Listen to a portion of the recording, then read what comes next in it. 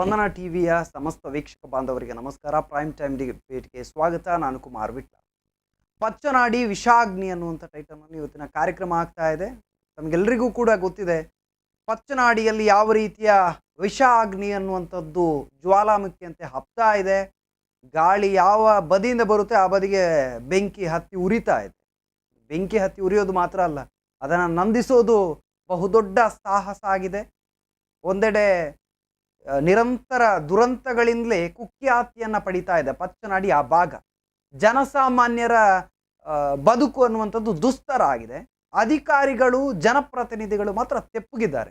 ಯಾಕೆ ಅಂತ ಗೊತ್ತಿಲ್ಲ. ಆದರೆ ಜನರು ಇದೀಗ ಪ್ರತಿಭಟನೆಗೆ ಇಳಿದಿದ್ದಾರೆ. ಮೊನ್ನೆಯಿಂದ ಪ್ರತಿದಿನವೂ ಕೂಡ ಗಮನಿಸಿದರೆ ಪಚ್ಚನಾಡಿಯ ಭಾಗ ಅನ್ನುವಂಥದ್ದು ದುರ್ವಾಸನೆಯಿಂದ ಕೂಡಿದೆ. ಮಂಗಳೂರು ನಗರವನ್ನು ಕೂಡ ಸಂಪೂರ್ಣ ವ್ಯಾಪಿಸಿ ಬಿಟ್ಟಿದೆ ಪಚ್ಚನಾಡಿಯ ಬೆಂಕಿಯಿಂದ ಹುಟ್ಕೊಂಡಂಥ ಹೊಗೆಯ ಕಾರ್ಮೋಡ ಅನ್ನುವಂಥದ್ದು. ಅದರ ಜೊತೆಯಲ್ಲಿ ಉಸಿರಾಡೋಕ್ಕೆ ತೊಂದರೆ ಆಗ್ತಾ ಇದೆ. ಆ ರೀತಿಯ ದುರ್ವಾಸನೆ ಅನ್ನುವಂಥದ್ದು ಬರ್ತಾ ಇದೆ. ಎಲ್ಲವೂ ಕೂಡ ಆ ಭಾಗದ ಶಾಸಕರ ಜೊತೆ ಪ್ರಶ್ನೆಯಾಗಿದೆ. ಅಧಿಕಾರಿಗಳ ಜೊತೆ ಮಹಾನಗರ ಪಾಲಿಕೆ ಸದಸ್ಯರಿದ್ದಾರೆ, ಜವಾಬ್ದಾರಿಯುತ ಸ್ಥಾನದಲ್ಲಿರುವವರು. ಅವರೆಲ್ಲರಿಗೂ ಕೂಡ ಇದು ಪ್ರಶ್ನೆಯಾಗಿ ನಿಂತಿದೆ. ಜನರು ಪ್ರತಿಭಟನೆಗೆ ಇಳಿದಿದ್ದಾರೆ. ಈ ಬಗ್ಗೆ ಲೇಟೆಸ್ಟ್ ಅಪ್ಡೇಟ್ಸ್ ಇದೆ, ಏನಿದೆ ನೋಡ್ಕೊಂಡು ಬರೋಣ. ನಿರಂತರ ದುರಂತಗಳಿಗೆ ಕಾರಣವಾಗ್ತಾ ಇರುವಂತಹ ಪಚ್ಚನಾಡಿ ಡಂಪಿಂಗ್ ಯಾರ್ಡ್ನಲ್ಲಿ ನಿಲ್ತಾ ಇಲ್ಲ ಬೆಂಕಿ. ಮಹಾನಗರ ಪಾಲಿಕೆ ಸದಸ್ಯರು ಶಾಸಕರು ಯಾವುದೇ ಭರವಸೆಗಳನ್ನ ಈಡೇರಿಸಿಲ್ಲ. ಜನಪ್ರತಿನಿಧಿಗಳ ವಿರುದ್ಧ ಜನರ ಪ್ರತಿಭಟನೆ ಅನ್ನುವಂಥದ್ದು ಬಂದಿದೆ. ಆತಂಕದಲ್ಲಿ ವಿಶೇಷ ಚೇತನ ಮಕ್ಕಳ ಭವಿಷ್ಯ, ಹಲವರಿಗೆ ಅನಾರೋಗ್ಯ, ನಗರ ಪೂರ್ತಿ ವಿಷಯುಕ್ತ ದುರ್ವಾಸನೆ, ದಟ್ಟ ಹೊಗೆ, ದುರ್ವಾಸನೆಯಿಂದ ಜನಸಾಮಾನ್ಯರು ಹೈರಾಣು, ಅವ್ಯವಸ್ಥೆಯಿಂದ ಮಾರಕ ರೋಗಗಳು ಗ್ಯಾರಂಟಿ. ಇದು ನಿರಂತರ ದುರಂತಗಳಿಗೆ ಕಾರಣ ಆಗ್ತಾ ಇರುವಂತಹ ಪಚ್ಚನಾಡಿ ಡಂಪಿಂಗ್ ಯಾರ್ಡ್ನ ಅವ್ಯವಸ್ಥೆ. ಅಧಿಕಾರಿಗಳು, ಶಾಸಕರು ಇರ್ಬೋದು, ಮಹಾನಗರ ಪಾಲಿಕೆಯ ಸದಸ್ಯರು ಭರವಸೆಗಳನ್ನು ಮಾತ್ರ ನೀಡ್ತಾ ಇದ್ದಾರೆ. ಯಾವುದೇ ಭರವಸೆಗಳು ಈಡೇರಿಲ್ಲ. ಆತಂಕದಲ್ಲಿ ಅಲ್ಲಿನ ಜನರು ಅವರ ಬದುಕನ್ನ ಮುಂದೆ ದೂಡ್ತಾ ಇದ್ದಾರೆ. ದಟ್ಟ ಹೊಗೆ ಅನ್ನುವಂಥದ್ದು, ಡಂಪಿಂಗ್ ಯಾರ್ಡ್ನಲ್ಲಿ ಬೆಂಕಿ ತಗುಲಿ ವಾಯು ಮಾಲಿನ್ಯ, ಆರೋಗ್ಯ ಸಮಸ್ಯೆಗಳು ಅನ್ನುವಂಥದ್ದು ಆಗ್ತಾ ಇದೆ. ಇದನ್ನು ಆರೋಪಿಸಿ ಪ್ರತಿಭಟನೆಯಿಂದ ನಡೆದಿದೆ. ಅವ್ಯವಸ್ಥೆ ವಿರುದ್ಧ ನಡೆದ ಪ್ರತಿಭಟನೆಯಲ್ಲಿ ಶಾಸಕರ ವಿರುದ್ಧ ಗುಡುಗಿದ್ದಾರೆ ಎಂಜಿ ಹೆಗಡೆ. ಜನರು ಪ್ರತಿಭಟನೆಯಲ್ಲಿ ಭಾಗವಹಿಸದಂತೆ ಶಾಸಕರು ತಡೆದಿದ್ದಾರೆ ಎಂಬ ಆರೋಪ ಕೇಳಿ ಬಂದಿದೆ. ಪರಿಹಾರ ಕ್ರಮ ಕೈಗೊಳ್ಳದಿದ್ದಲ್ಲಿ ಶಾಸಕ ಭರತ್ ಶೆಟ್ಟಿ ಅವರ ಮನೆಯ ಮುಂದೆ ಧರಣಿ ಕೂರುವ ಎಚ್ಚರಿಕೆಯನ್ನು ನೀಡಿದ್ದಾರೆ. ಡಂಪಿಂಗ್ ಯಾರ್ಡ್ನ ಬೆಂಕಿ ತಗುಲಿತೇನೋ, ವಾಯು ಮಾಲಿನ್ಯ ಆಗ್ತಾ ಇದೆ, ಜನರಿಗೆ ಸಮಸ್ಯೆ ಆಗ್ತಾ ಇದೆ, ಆರೋಗ್ಯ ಸಮಸ್ಯೆ ಆಗ್ತಾ ಇದೆ ಎಂದು ಆರೋಪಿಸಿ ಇಂದು ಈ ಅವ್ಯವಸ್ಥೆಗಳ ವಿರುದ್ಧ ಪ್ರತಿಭಟನೆ ನಡೆದಿದೆ. ಪ್ರತಿಭಟನೆಯಲ್ಲಿ ಶಾಸಕರ ವಿರುದ್ಧ ಎಂಜಿ ಹೆಗಡೆ ಗುಡುಗಿದ್ದಾರೆ. ಜನರು ಪ್ರತಿಭಟನೆಯಲ್ಲಿ ಭಾಗವಹಿಸದಂತೆ ಶಾಸಕರು ತಡೆದಿದ್ದಾರೆ ಎಂಬ ನೇರ ಆರೋಪವನ್ನ ಶಾಸಕ ಭರತ್ ಶೆಟ್ಟಿ ಅವರ ಮೇಲೆ ಬಿಟ್ಟಿದ್ದಾರೆ. ಅವರಿಗೆ, ಶಾಸಕರಿಗೆ, ಅವರ ಜನರಿಗೆ ನಾಚಿಕೆ ಆಗಬೇಕು. ಪೊಲೀಸರ ಹತ್ರ ಪರ್ಮಿಷನ್ ಹೋದ್ರೆ ನಾಯಿ ಅಲಿಸಿದಾಗ ಅಲಿಸ್ತಾರೆ. ಏನು ಸರ್ಕಾರ ಇದು? ಬುಲ್ಶೆಟ್. ನೀವು ಎಲ್ಲರನ್ನೂ ಎದುರಿಸ್ಲಿಕ್ಕೆ ಆಗುದಿಲ್ಲ. ಭರತ್ ಶೆಟ್ರೆ, ಕಮಿಷನ್ ತಿಂದು ತಿಂದು ತಿಂದು ಕೊಬ್ಬಿ ಹೋಗಿದೆ ಇವರು. ನಾನು ಭರತ್ ಶೆಟ್ಟಿಯ ಮನೆ ಎದುರಿಗೆ ಕೂತ್ಕೊಳ್ತೇನೆ. ಇದು ಕಸ ತಿನ್ನುವವರ, ಕಸದಲ್ಲಿ ದುಡ್ಡು ತಿನ್ನುವವರ ಒಂದು ಗ್ಯಾಂಗ್, ಇದು ಮಾಫಿಯಾ. ಇದಕ್ಕೆ ಇವತ್ತು ಪ್ರತಿಭಟನೆಗೆ ಬರುವ ಮಕ್ಕಳಿಗೆ ಹೆದರಿಸ್ತಾರಲ್ಲ, ಅವರಿಗೆ, ಶಾಸಕರಿಗೆ, ಅವರ ಜನರಿಗೆ ನಾಚಿಕೆ ಆಗಬೇಕು. ಇವರು ಬೀದಿ ಬದಿಯಲ್ಲಿ ಸಣ್ಣ ಪುಟ್ಟ ಜಗಳ ಆಗುವಾಗ 1000 ಜನ ಸೇರ್ತಾರೆ. ಇವತ್ತು ಇಲ್ಲಿ ಜನ ಇಷ್ಟು ಹೊಗೆಯಿಂದಾಗಿ ಈ ರೀತಿ ಇದಾಗ್ತಾ ಇರುವಾಗ ಒಂದು ಬಂದು ಜನರು ಮನೆಗಳಿಗೆ ಹೋಗುವುದಿಲ್ಲ. ಒಂದು ವೈದ್ಯಕೀಯ ಪರೀಕ್ಷೆ ಇಲ್ಲ, ಒಂದು ವೈದ್ಯಕೀಯ ವ್ಯವಸ್ಥೆ ಇಲ್ಲ. ಪೊಲೀಸರ ಹತ್ರ ಪರ್ಮಿಷನ್ ಹೋದ್ರೆ ನಾಯಿ ಅಲಿಸಿದಾಗ ಅಲಿಸ್ತಾರೆ. ಏನು ಸರ್ಕಾರ ಇದು? ಬುಲ್ಶೆಟ್. ಅವರು ನಿನ್ನೆ ಬೆಳಗ್ಗೆಯಿಂದ ಸಂಜೆವರೆಗೆ ಪೊಲೀಸ್ ಠಾಣೆಗಳಿಗೆ ಅಲ್ತಿದ್ದಾರೆ. ಏನು ನಾವು ನಮ್ಮ ಮನೆಯ ಸಮಸ್ಯೆಗೆ ಹೋಗುದಾ? ಒಂದು ಸಾರ್ವಜನಿಕವಾಗಿ ಒಂದು ಧ್ವನಿ ಎತ್ತಲಿಕ್ಕಿಲ್ವ ಯಾರು ಕೂಡ? ಪ್ರಜಾಪ್ರಭುತ್ವದಲ್ಲಿ ಪ್ರತಿಭಟನೆಗೆ ಅವಕಾಶ ಇಲ್ಲ ಅಂತಂದರೆ ಇಂಥ ಪ್ರಜಾಪ್ರಭುತ್ವದ ಈ ಜನಪ್ರತಿನಿಧಿಗಳನ್ನು ನಾವು ದಾರಿ ಬೀದಿಯಲ್ಲಿ ಪ್ರಶ್ನಿಸಬೇಕಾಗ್ತದೆ. ಮೈಂಡೇಟ್ ಇಲೆಕ್ಷನ್ ಬರ್ತಾ ಇದೆ, ನಾವು ಇದನ್ನು ರಾಜಕೀಯವಾಗಿ ಕೂಡ ಸ್ವೀಕಾರ ಮಾಡ್ತೇವೆ. ಅದು ಕಾಲೇಜ್ ಮಕ್ಕಳು ಬರ್ತಾರೆ, ಹೆದರಿಸ್ತೀರಾ ನೀವು? ಸೋಷಿಯಲ್ ಮೀಡಿಯಾದಲ್ಲಿ ಬರೀತಾರೆ ಅಂದರೆ ಹೆದರಿಸ್ತೀರಾ ನೀವು ಎಲ್ಲರನ್ನೂ ಹೆದರಿಸ್ಲಿಕ್ಕೆ ಆಗೋದಿಲ್ಲ. ಭರತ್ ಶೆಟ್ರೆ, ನಿಮ್ಮ ಕಾರ್ಪೊರೇಟರ್ ಗಂಡ ಗೂಂಡ ಹೇಳಿದ ಕೂಡಲೇ ನಾವು ಯಾರು ಹೆದರುವವರಲ್ಲ. ನಮಗೂ ಎಲ್ಲ ಗೊತ್ತಿದೆ. ನಾವು ಶಾಂತಿಯಿಂದ ಹೋಗಬೇಕು ಅಂತಾನೆ ಮಾಡೋದು. ಒಂದು ಇದಕ್ಕೆ ನೀವು ಪೊಲೀಸರಿಗೆ ಫೋನ್ ಮಾಡಿ ಪರ್ಮಿಷನ್ ಕೊಡಬೇಡಿ ಹೇಳ್ತೀರಿ ನೀವು. ಇವತ್ತು ಅಲ್ಲಿ ಇರೋದು ನೋಡಿ, ಹೋಗಿ ಕ್ಯಾಮ್ರಾ ತಗೊಂಡು ಬುದ್ಧಿಮಾಂದ್ಯ ಮಕ್ಕಳು. ಮನುಷ್ಯತ್ವ ಬೇಕ್ರಿ. ರಾಜಕಾರಣಿಗಳಿಗೆ ಕನಿಷ್ಠ ಅಂದರೂ ಮಾನವೀಯ ಸ್ಪಂದನೆ ಬೇಡ? ಒಂದು ಮನುಷ್ಯತ್ವ ಇದು. ಏನಿದೆ ಇದರಲ್ಲಿ ಸಮಸ್ಯೆ? ಬೆಂಕಿ ಬೀಳ್ತಿದ್ದಪ್ಪ, ಆಯಿತು, ಇಮಿಡಿಯೇಟ್ ಬರೋದು, ಅವರನ್ನೆಲ್ಲ ಆಸ್ಪತ್ರೆಗೆ ಸೇರಿಸೋದು, ಅವರಿಗೊಂದು ವೈದ್ಯಕೀಯ ವ್ಯವಸ್ಥೆ ಮಾಡೋದು, ಅಲ್ಲಿ ಒಂದು 10 ಜನ ಹಾಕೋದು. ಈ 70 ಕೋಟಿಯಲ್ಲಿ ಕಮಿಷನ್ ಕಮ್ಮಿ ಆಗ್ತದಲ್ಲ ಇವರಿಗೆ? ಕಮಿಷನ್ ತಿಂದು ತಿಂದು ತಿಂದು ಕೊಬ್ಬಿ ಹೋಗಿದೆ ಇವರು. ಅದಕ್ಕೋಸ್ಕರ ಹೇಳೋದು, ಇದನ್ನ ಸಿಂಪಲ್ ಆಗಿ ಬಗೆಹರಿಸಲಿಕ್ಕೆ ಇವ್ರ ಹತ್ರ ಸಾಧ್ಯ ಇದೆ. ಹಣದಾಸೆಗಾಗಿ ಇವರು ಮಾಡ್ತಾ ಇಲ್ಲ. ಒಂದೊಂದು ಟ್ರಕ್ಕು ಏನು ಇದು ಕಸ ಹೊಡಿತಾರಲ್ಲ, ಅದರಲ್ಲಿ ಕಮಿಷನ್ನು, ಇದರಲ್ಲಿ ಕಮಿಷನ್ನು, ಗೊಬ್ಬರದಲ್ಲಿ ಕಮಿಷನ್ನು. ಇನ್ನೇನು ರೀತಿ ತಿಂತೀರಿ ನೀವು? ಮಣ್ಣಲ್ಲಿ, ಗೊಬ್ಬರದಲ್ಲಿ, ಹೊಲಸಿನಲ್ಲಿ ಕಮಿಷನ್ ತಿನ್ನುವ ಲೆವೆಲಿಗೆ ಬಂದಿದ್ದೀರಲ್ರಿ. ಜನರ ಪ್ರಾಣದೊಟ್ಟಿಗೆ ಆಟ ಆಡ್ತಾ ಇದ್ದೀರಲ್ರಿ. Mister Bharat Shetty, you are a doctor. ಬೇರೆಯವರಿಗಿರೋಕ್ಕಿಂತ ಹೆಚ್ಚು ಮಾನವೀಯ ಸ್ಪಂದನೆ ನಿಮಗಿರಬೇಕಿತ್ತು. ಡಾಕ್ಟ್ರಿಗೆ ಅರ್ಥ ಆಗಬೇಕಿತ್ತು. ನಾವು ಯಾರೋ ಪಾಪ ಊರಿನವರು ಸೇರಿ ಹೋರಾಟ ಮಾಡ್ತೀರಿ ಅಂದರೆ ನೀವು ಫೋನ್ ಮಾಡಿ ಹೋಗಬೇಡಿ ಹೇಳ್ತೀರಾ? ಒಂದು ನೆನ್ಪಿಟ್ಕೊಳ್ಳಿ, ಇದು ಪರಿಸ್ಥಿತಿ ಗಂಭೀರ ಆದರೆ ನಾನೆಂತೂ ಹೋಗ್ತೇನೆ, ನೀವು ಬರ್ತೀರಾ? ನಾನು ಭರತ್ ಶೆಟ್ಟಿಯ ಮನೆ ಎದುರಿಗೆ ಕೂತ್ಕೊಳ್ತೇನೆ. It's open challenge. ಇದು ಗಂಭೀರ ಆದರೆ ಭರತ್ ಶೆಟ್ಟಿ ಅವರ ಮನೆ ಅಡ್ರೆಸ್ ತಗೊಂಡು ಅವರ ಮನೆ ಎದುರಿಗೆ ಹೋಗಿ ಮಲಗ್ತೇವೆ. ಇದು ಇಲ್ಲಿಗೆ ನಿಲ್ಲಬೇಕು. ಏನೋ ಒಂದು ನಾನು ಪೊಲೀಸ್ ಅಧಿಕಾರಿಗಳಿದ್ದಾರೆ, ಲೆಟ್ ದೆಮ್ ರಿಪೋರ್ಟ್. ಒಂದು ಪರ್ಮಿಷನ್ ಕೊಡ್ಲಿಕ್ಕೆ ಅಷ್ಟು ಅಲಿಸಬೇಕಾ? ಮೈಕ್ ಇಲ್ಲ, ಮೈಕಿಗೆ ಮಾತ್ರ ಪರ್ಮಿಷನ್ ಬೇಕು. ನಾನು ಲಾ ಕಲ್ತಿದ್ದೇನೆ, ಮೈಕಿಗೆ ಮಾತ್ರ ಪರ್ಮಿಷನ್ ಬೇಕು. ಪ್ರತಿಭಟನೆಗೆ ಪರ್ಮಿಷನ್ ಇಲ್ಲ. ಇದೊಂದು ಹೊಸತ್ತು ಇವರ ಸರ್ಕಾರ ಬಂದ ಮೇಲೆ. ಪ್ರತಿಭಟನೆಗೆ ಎಲ್ಲಿ ಪರ್ಮಿಷನ್ನು? 10 ಜನ ಸೇರಿ ರೋಡ್ ಸೈಡಲ್ಲಿ ಏನು ರೋಡ್ ಬ್ಲಾಕ್ ಮಾಡ್ತೇವೆ ಹೇಳಿದ್ದೇವಾ? ಮೆರವಣಿಗೆ ಮಾಡ್ತೇವೆ ಹೇಳಿದ್ದೇವಾ? ಆಯ್ತಪ್ಪ, ಮಾಡಿಯಪ್ಪ. ಇವನ್ ಪೊಲೀಸ್ ಠಾಣೆ, ಪೊಲೀಸ್ ಸಿಬ್ಬಂದಿಗಳಿಗೂ ಕೂಡ ಇಲ್ಲಿ ಸುತ್ತಮುತ್ತ ಅವರಿಗೂ ಅನುಭವಕ್ಕೆ ಬಂದಿರ್ಬೋದು. ಅದಕ್ಕೋಸ್ಕರ ಹೇಳೋದು, ಇದನ್ನು ಶಾಸಕರು ಮತ್ತು ಕಾರ್ಪೊರೇಟರ್ಗಳು, ಮೇಯರು ಎಲ್ಲರೂ ಸೇರಿ ನೀವು ಇದಕ್ಕೆ ಉತ್ತರ ಕೊಡಿ. I want to call attention of mister Nalin Kumar MP. ಸನ್ಮಾನ್ಯ ನಳಿನ್ ಕುಮಾರ್ ಅವರೇ, ದಯವಿಟ್ಟು ಒಮ್ಮೆ ಬನ್ನಿ, ಇಲ್ಲಿಯ ಮನೆಗಳಿಗೆ ಭೇಟಿ ಕೊಡಿ. ಇಲ್ಲಿಯ ಪರಿಸ್ಥಿತಿ ಗಂಭೀರ ಇದೆ. ಪಾಪದವರು ಇರುವುದು ಎಲ್ಲರೂ ಬಡವರು. ನನಗೆ ನನ್ನ ಮನೆ ಹತ್ರ ತೊಂದರೆ ಇಲ್ಲ, ಅವರನ್ನು ನೋಡುವಾಗ ಬೇಜಾರಾಗ್ತದೆ. ಬುದ್ಧಿಮಾಂದ್ಯ ಮಕ್ಕಳ ಶಾಲೆ ಹತ್ತಿರ ನೀವು, ವಿಶೇಷ ಚೇತನ ಮಕ್ಕಳ ಶಾಲೆ ಹತ್ರ ಈ ರೀತಿ ಆಗುವಾಗ ನೀವು ಅದನ್ನು ಕೂಡ ನೀವು ಕ್ಯಾರೆ ಮಾಡೋದಿಲ್ಲ ಅಂದರೆ ಇದು ಏನು ಇದು? ಎಲ್ಲಿಗೆ ಬಂದು ಮುಟ್ಟಿದ್ರಿ ಸಮಾಜ? ಎಷ್ಟು ಡೆತ್ ಆಯ್ತು ಹರೀಶ್? ಇದು MJ ಹೆಗ್ಡೆ ಅವರ ಆಕ್ರೋಶ ಭರಿತ ಮಾತುಗಳನ್ನುವಂಥದ್ದು. ಅವರು MP ಅವರನ್ನ, ನಳಿನ್ ಕುಮಾರ್ ಕಟೀಲ್ ಅವರನ್ನ ಇರ್ಬೋದು, ಶಾಸಕರನ್ನ ಇರ್ಬೋದು, ಮಹಾನಗರ ಪಾಲಿಕೆ ಮೇಯರ್ ಇರ್ಬೋದು, ಸದಸ್ಯರು ಎಲ್ಲರನ್ನೂ ಕೂಡ ಅಧಿಕಾರಿಗಳನ್ನ ಮಾತಿಗೆ ತೆಗೆದುಕೊಂಡಿದ್ದಾರೆ. ಜವಾಬ್ದಾರಿ ಏನು ಅನ್ನುವಂಥದ್ದನ್ನ ನೇರ ಪ್ರಶ್ನೆ ಮಾಡಿದ್ದಾರೆ. ಇಲ್ಲಿ ಬಡವರು ಇರೋದು, ಜನಸಾಮಾನ್ಯರ ಬದುಕು ದುಸ್ತರ ಆಗ್ತಾ ಇದೆ, ಎಲ್ಲೋಗಿದ್ದೀರಾ ನೀವು ಅನ್ನುವಂಥ ಪ್ರಶ್ನೆಗಳು ಬಂದಿದೆ. ಪ್ರತಿಭಟನೆಗೆ ಭಾಗವಹಿಸಲಿಕ್ಕಿದ್ದವರನ್ನು ಕೂಡ ತಡೆದಿದ್ದಾರೆ ಅನ್ನುವಂಥ ಆರೋಪವನ್ನು ಮಾಡಿದ್ದಾರೆ. ಈ ಬಗ್ಗೆ ಚರ್ಚೆಯನ್ನು ಮಾಡಬೇಕು. ನಮ್ಮ ಜೊತೆಗೆ ಇಬ್ಬರು ಗಣ್ಯ ಅತಿಥಿಗಳು ಜಾಯ್ನ್ ಆಗಿದ್ದಾರೆ. ಮಾಜಿ ಕಾರ್ಪೊರೇಟರ್ ದಯಾನಂದ ಶೆಟ್ಟಿ ಅವರು, ಆತ್ಮೀಯ ಸ್ವಾಗತ. ಹಾಗೆಯೇ ತಿರುವೆಲು ವಾರ್ಡ್ ಸಮಿತಿಯ ಸದಸ್ಯರು ಹರಿಣಿ ಅವರು ಇದ್ದಾರೆ, ಆತ್ಮೀಯ ಸ್ವಾಗತ. ಒಂದು ವಿಚಾರ, ಒಂದಷ್ಟು ದಿನಗಳಿಂದ ಅನ್ನೋದಕ್ಕಿಂತ ವರುಷಗಳಿಂದ ನೋಡ್ತಾ ಇದ್ದೇವೆ ಯಾವ ರೀತಿಯಲ್ಲಿ ಈ ಪಚ್ಚನಾಡಿಯ ಭಾಗ ದುಸ್ತರ ಆಗ್ತಾ ಇದೆ. ಜನರೆಲ್ಲರೂ ಕೂಡ ಪಚ್ಚನಾಡಿ ಬೊಚ್ಚಪ್ಪ ಅಂತ ಹೇಳ್ತಾ ಇದ್ದಾರೆ. ಆ ಅವ್ಯವಸ್ಥೆ ಇವತ್ತು ಪಚ್ಚನಾಡಿ, ಕೇವಲ ಪಚ್ಚನಾಡಿ ಭಾಗಕ್ಕೆ ಸಮಸ್ಯೆ ಆಗ್ತಾ, ಅಲ್ಲಿರುವಂಥ ತ್ಯಾಜ್ಯದ ವಿಚಾರ ಅನ್ನುವಂಥದ್ದು ಇಡೀ ಮಂಗಳೂರು ನಗರಕ್ಕೆ ವ್ಯಾಪಿಸ್ತಾ ಉಂಟು. ಈ ಬಗ್ಗೆ ಚರ್ಚೆಯನ್ನು ಮಾಡಬೇಕು. ಮೊದಲ ರಿಯಾಕ್ಷನ್ ಅನ್ನು ನಾನು ದಯಾನಂದ ಶೆಟ್ಟಿ ಅವರಲ್ಲಿ ಕೇಳ್ತೀನಿ. ಮೊನ್ನೆನ ನೋಡ್ತಾ ಇದ್ದೀರಾ ಈ ವಿಚಾರದ ಏನು ಹೇಳ್ತೀರಾ? ಒಟ್ಟಾರೆಯಾಗಿ ಈ ತ್ಯಾಜ್ಯ ವಿಲೇವಾರಿ ಏನು ಕೇಂದ್ರ ಇದೆ ಪಚ್ಚನಾಡಿ, ಅದು ಅಗತ್ಯವಂತೂ ಖಂಡಿತ. ಯಾಕೆಂದರೆ ಇಡೀ ನಗರದ ತ್ಯಾಜ್ಯಗಳನ್ನು ವಿಲೇ ಮಾಡಬೇಕಾದಂಥ ಅನಿವಾರ್ಯತೆ ಕೂಡ ಇದೆ. ಆದರೆ ಇದರ ನಿರ್ವಹಣೆಗಾಗಿ ನಿರಂತರವಾಗಿ ಜನರಿಂದ ತೆರಿಗೆ ಸಂಗ್ರಹಿಸಲಾಗ್ತಾ ಇದೆ. ನಿರಂತರವಾಗಿ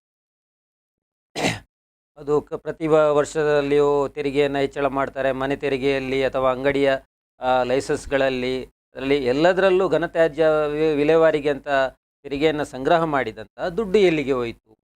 ಇಲ್ಲಿ ನಾವು ಪ್ರಶ್ನೆ ಮಾಡುವಂಥ, ಏನೋ ಆಕಸ್ಮಿಕವಾಗಿ ಬೆಂಕಿ ತಗಲಿತ್ತು, ಹೊತ್ತಿ ಉರಿತದೆ ಅಂತ ಹೇಳ್ಬೋದು.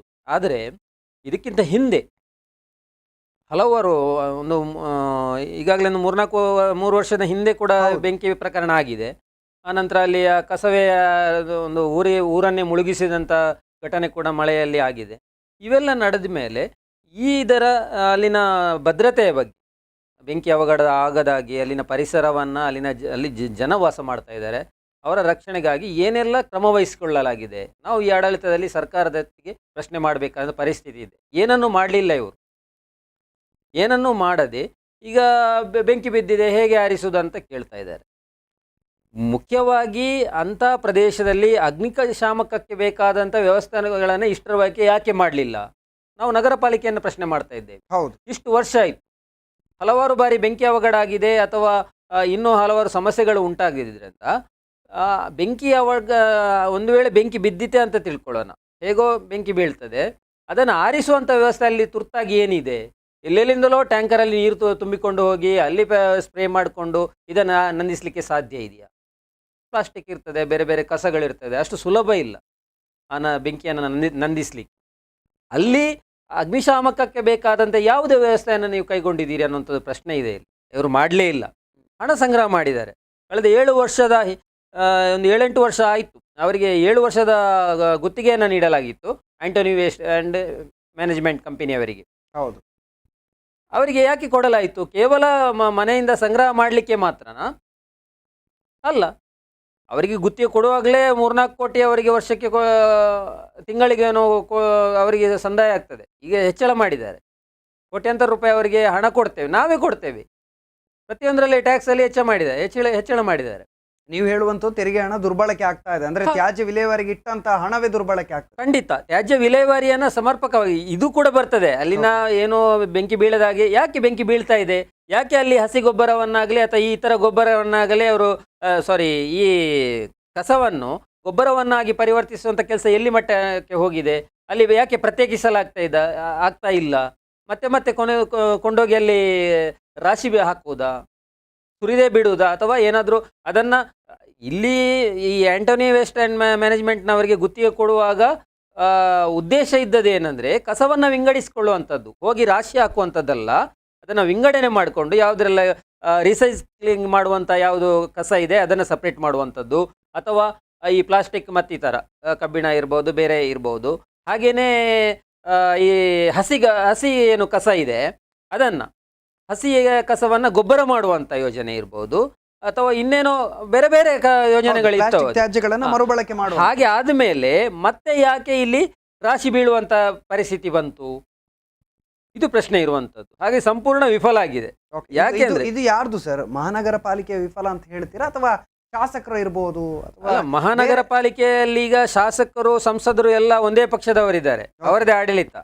ನಗರ ಪಾಲಿಕೆಯಲ್ಲಿ ಸಂಸದರು ಒಬ್ಬರು ಸದಸ್ಯರು, ಶಾಸಕರು ಇರ್ತಾರೆ, ಸರ್ಕಾರವು ರಾಜ್ಯ ಸರ್ಕಾರ ಅವರದೇ ಇದೆ. ಯಾಕೆಂದ್ರೆ ಕೇವಲ ಒಂದು ನಗರ ಪಾಲಿಕೆಗೆ ಸೀಮಿತವಾಗಿ ಬರುವುದಿಲ್ಲ, ಇದು ರಾಜ್ಯ ಸರ್ಕಾರ ಕೂಡ ಇದಕ್ಕೆ ಜವಾಬ್ದಾರಿ ಇದೆ. ಇವರು ಯಾವುದೇ ಜನರ ಬದುಕಿನ ಸಮಸ್ಯೆಗಳ ಬಗ್ಗೆ ಕಣ್ಣೆತ್ತಿ ನೋಡುವುದಿಲ್ಲ. ಏನೋ ಒಮ್ಮೆ ದುರಂತ ಸಂಭವಿಸಿದಾಗ ಮಾತಾಡ್ತಾರೆ ವಿನಃ ಆಮೇಲೆ ಅದನ್ನು ಮರೆತು ಬಿಡ್ತಾರೆ. ನಮ್ಮ ನಳಿನ್ ಕುಮಾರ್ ಅವರು ಹೇಳ್ತಾರೆ ಮೊನ್ನೆ ಯಾವುದವರ ಕಾರ್ಯಕರ್ತರ ಸಭೆಯಲ್ಲಿ, ಜನರ ಮೂಲಭೂತ ಸಮಸ್ಯೆಗಳ ಬಗ್ಗೆ ಮಾತಾಡಬೇಡಿ, ಚುನಾವಣೆಯ ರಾಜಕೀಯದ ಬಗ್ಗೆ ಯೋಚಿಸಿ ಅಂತೇಳಿ ನಾನು ವಿವರಣೆ ಕೊಡೋದು ಎಲ್ಲ ಕೇಳಿರಬಹುದು. ಇಂತಹ ಒಂದು ಸಂಸದರಿರುವಾಗ ಏನನ್ನು ನಿರೀಕ್ಷಿಸಲಿಕ್ಕೆ ಸಾಧ್ಯ ಇದೆ? ಜನರು ಅಲ್ಲಿ ಸಮಸ್ಯೆಯಿಂದ ಬಳಲ್ತಾ ಇದ್ದಾರೆ.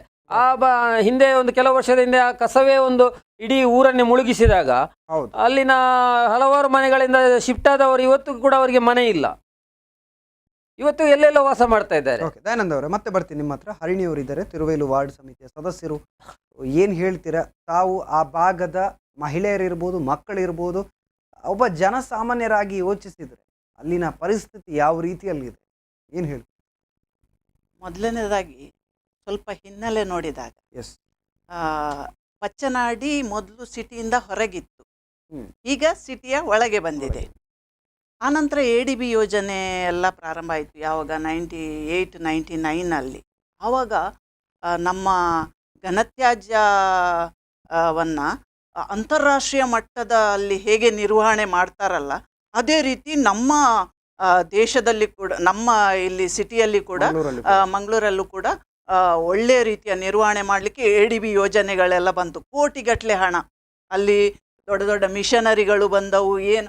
ಆದರೆ ಯಾವುದೇ ವರ್ಕ್ ಆ ದಿನದಿಂದ ಈ ತನಕ ನಮಗೆ ಸರಿಯಾದ ವರ್ಕ್ ಆಗಿರುವುದು ಕಾಣಲಿಲ್ಲ.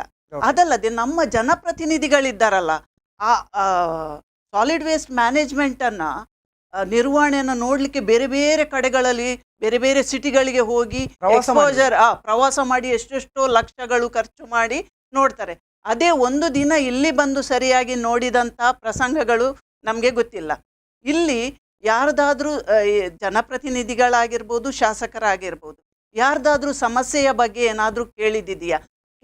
ಅದು ಹೋಗಲಿ, ವಾರ್ಡ್ ಕಮಿಟಿಯಲ್ಲಿ ನಾವು ಸದಸ್ಯರಾಗಿದ್ದೇವೆ, ಇದರ ಬಗ್ಗೆ ನಾವು ಕೇವಲ ಕಸ ನಿರ್ವಹಣೆ ಮಾಡಬೇಕು ಅಷ್ಟು ಮಾತ್ರ ಹೇಳ್ತಾರೆ ವಿನಃ ಬೇರೆ ಏನು ಇದಕ್ಕೆ ಶುದ್ಧ ಗಾಳಿ ಹೇಗೆ ನೋಡಿ, ಮೊದಲು ಅಲ್ಲಿ ವಾಸನೆ ಆಯಿತು, ಈಗ ಹೊಗೆಯಿಂದ ಜನರು ಎಷ್ಟು ಸಮಸ್ಯೆ, ಮಕ್ಕಳು ಹೆಂಗಸರು ಈ ಸಮಸ್ಯೆಯನ್ನು ಅನುಭವಿಸ್ತಾ ಇದ್ದಾರೆ. ನಮಗೆ ಮಕ್ಕಳಿಗೆ ಶುದ್ಧವಾದ ಬದುಕುವ, ಅವರಿಗೆ ಒಳ್ಳೆಯ ಬದುಕುವ ಹಕ್ಕನ್ನು ನಾವು ನೀಡ್ತೇವೆ ಅಂತ ಅಂತಾರಾಷ್ಟ್ರೀಯ ಮಟ್ಟದಲ್ಲಿ ಒಡಂಬಡಿಕೆಗೆಲ್ಲ ಸಹಿ ಮಾಡಿ ಬಂದಿದ್ದೇವೆ.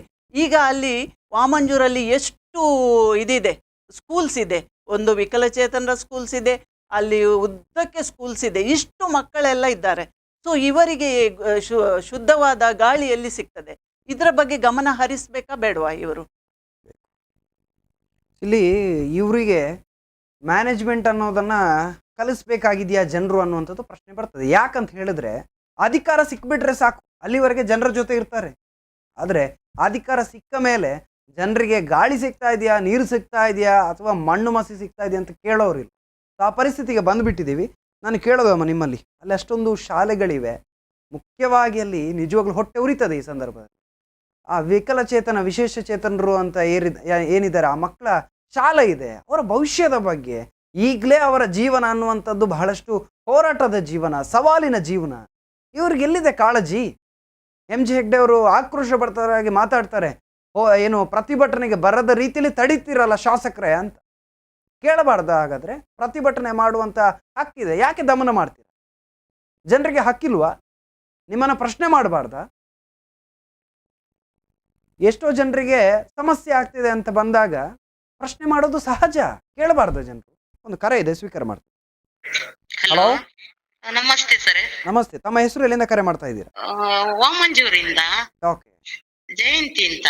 ಓಕೆ, ಮಾತಾಡಿ ಮೇಡಮ್. ಹಲೋ, ನಮ್ದೊಂದು 2 ಪ್ರಶ್ನೆ ಉಂಟು ಸರ್. ಯಾರಿಗೆ ಯಾರಿಗೆ? ಅದೇ ಒಂದು ಪಚ್ಚನಾಡಿ ಬಗ್ಗೆ, ನಮ್ದು ತಿರುವೈಲ್ ಬಗ್ಗೆ, ಓಕೆ, ಕಸದ ಬಗ್ಗೆ. ಎಸ್ ಎಸ್, ಕೇಳಿ. ಹಲೋ, ನಮಸ್ತೆ.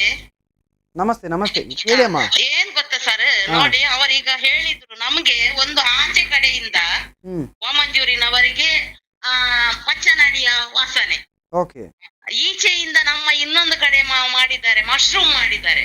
ಓಕೆ, ಜೇರ್ ಲೋಬರ ಫ್ಯಾಕ್ಟ್ರಿ, ದೊಡ್ಡ ಫ್ಯಾಕ್ಟ್ರಿ. ಓಕೆ, ಈಚೆಯಿಂದ ನಮ್ಗೆ ಅದ್ರದ್ದು ಏನು ನಮ್ದು ಇದು ಉಂಟಲ್ವಾ ಸರ್, ಇನ್ನು ಇದು ಡೆಂಗಿ ಜ್ವರ ಬರ್ತದೆ ಅಂತ ಹೇಳ್ತಾರಲ್ವಾ, ಹೌದು, ಅದು ಈಚೆಯಿಂದ ಇವರ ಇದರಿಂದ ಮೂಗು ಬಿಡ್ಲಿಕ್ಕಿಲ್ಲ, ಪರಿಸರದಲ್ಲಿ ಕೂತ್ಕೊಳ್ಲಿಕ್ಕಿಲ್ಲ. ಆಚೆಯಿಂದ ಅದು ಆಯ್ತು, ಈಚೆಯಿಂದ ಇದು ಆಯ್ತು. ನಮ್ದು ಪಚ್ಚನಾಡಿ ತಿರುವೈಲು ವಾರ್ಡು ಇದಕ್ಕೇನೆ ಹೋಯ್ತು, ವಾಸನೆಗೇನೆ ಹೋಯ್ತು. ಓಕೆ. ಪರಿಸರ ಹೇಗೆ ಒಳ್ಳೇದಾಗುತ್ತೆ ಸರ್? ಜೀವನ, ಮನುಷ್ಯರು ಜೀವನ ಆರೋಗ್ಯ. ತಾವು ಎಷ್ಟು ಸಮಯಗಳಿಂದ ಅಲ್ಲಿ ವಾಸ ಮಾಡ್ತಾ ಇದ್ದೀರಾ? ನಾನು ಮದುವೆ ಆಗಿ ಬಂದು 35 ವರ್ಷ ಆಯ್ತು. ಓಕೆ. ನನ್ನ ಗಂಡ ಇಲ್ಲಿಯೇ ಹುಟ್ಟಿ ಬೆಳೆದವರು ಸರ್. ತಾವು ಮದುವೆ ಆಗಿ ಬಂದಾಗ ಆ ಭಾಗ ಹೇಗಿತ್ತು, ಮತ್ತೆ ಇವಾಗ ಯಾವ ರೀತಿ ಅವ್ಯವಸ್ಥೆ? ನಾವು ಮದುವೆ ಆಗಿ ಬರುವಾಗ ನಮ್ಮ ಒಂದು ತೋಡಿತ್ತು ವಾಮಂಜೂರಿಂದ. ಓಕೆ. ಅದು ನಮ್ಮ ಗುರುಪುರ ಸೇತುವೆಗೆ ಇವತ್ತು ಸಹ ಉಂಟು, ಉದಾಹರಣೆ ಕೊಡ್ತೇನೆ, ನಮ್ಮ ಮನೆ ಪಕ್ಕನೆ. ಆ ಇದ್ರಲ್ಲಿ ತೋಡಲ್ಲಿ ಅದು ಎಲ್ರು ಸ್ನಾನ ಮಾಡುತ್ತಿದ್ದಾರೆ. ಇದು ವಾಮಂಜೂರಿನವರಿಗೆ ನೀರು ಇರ್ಲಿಲ್ಲ ಆಗ, ಇಲ್ಲಿ ಏಪ್ರಿಲ್ ಮೇ ಅಲ್ಲಿ. ಅದೇ ವಾಮಂಜೂರು, ಅದೇ ತೋಡಲ್ಲಿ ಎಲ್ರು ಸ್ನಾನ ಮಾಡುತ್ತಿದ್ರು, ಕುಡಿತಿದ್ರು ಆ ನೀರನ್ನು. ಇವತ್ತು ನೋಡಿದ್ರೆ ನಮಗೆ ಇಡೀ ವಾಮಂಜೂರಿನ ಹೋಟೆಲಿನವರು, ಈಗ ಈ ಮಶ್ರೂಮಿನವರದ್ದು ನೀರು ನೋಡಿದ್ರೆ, ನಾನು ಮೊಬೈಲ್ ಅಲ್ಲಿ ರೆಕಾರ್ಡ್ ಮಾಡಿ ಇಟ್ಟಿದ್ದೇನೆ ಸರ್. ಕಂಪ್ಲೇಂಟ್ ಎಲ್ಲ ಆಗಿದೆ, MLA ಬಂದು ನೋಡಿದ್ದಾರೆ, ಎಲ್ಲ ಆಗಿದೆ. ಆದ್ರೆ ಆ ನೀರು ನೋಡಿದ್ರೆ ಅದು ಹೇಗೆ ಬರ್ತದೆ ಅಂತ ಕಣ್ಣಾರ ನೋಡ್ಬೇಕು ಸರ್. ಆಚೆಯಿಂದ ಅದು ಆಯ್ತು. ಒಳ್ಳೆ ಪರಿಸರ ಹೇಗಿತ್ತು ಅಂತ ಹೇಳಿದ್ರೆ ಆಗ, ಈಗ ನೋಡಿದ್ರೆ ಉಂಟಲ್ವಾ ನಮ್ದು ಅದು ಅದು ವಾಮಂಜೂರಲ್ಲಿ ಮೂಗು ಬಿಟ್ಟು ಬರ್ಲಿಕ್ಕೆ ಆಗುದಿಲ್ಲ, ಪಬ್ಲಿಕ್ ನೀರು. ಒಂದು ಕಡೆ ಇವರದ್ದು, ಒಂದು ಕಡೆ ಅದು, ಒಂದು ಕಡೆ ಪಚ್ಚನಾಡಿದ್ದು. ಓಕೆ. ಆ ಭಾಗದ ಜನಪ್ರತಿನಿಧಿಗಳು ಏನ್ ಹೇಳ್ತಾರಮ್ಮ ತಮ್ಗೆ?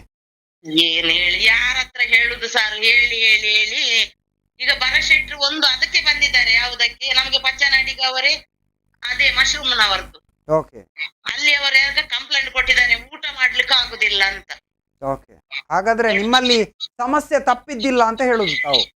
ಇಲ್ಲ, ತಪ್ಪಿದ್ದಲ್ಲ ಸರ್. ಇನ್ನು ಮುಂದೆ ನಮ್ಗೆ ಓಕೆ. ಈ ಶ್ವಾಸ ಮೊದಲು ನೋಡಿ, ನಮ್ಮ ವಾಮಂಜೂರಲ್ಲಿ ಮೂಡ್ಶೆಟ್ಟಿಯಲ್ಲಿ DB ಹಾಸ್ಪಿಟಲ್ ಉಂಟು. ಹ್ಮ್.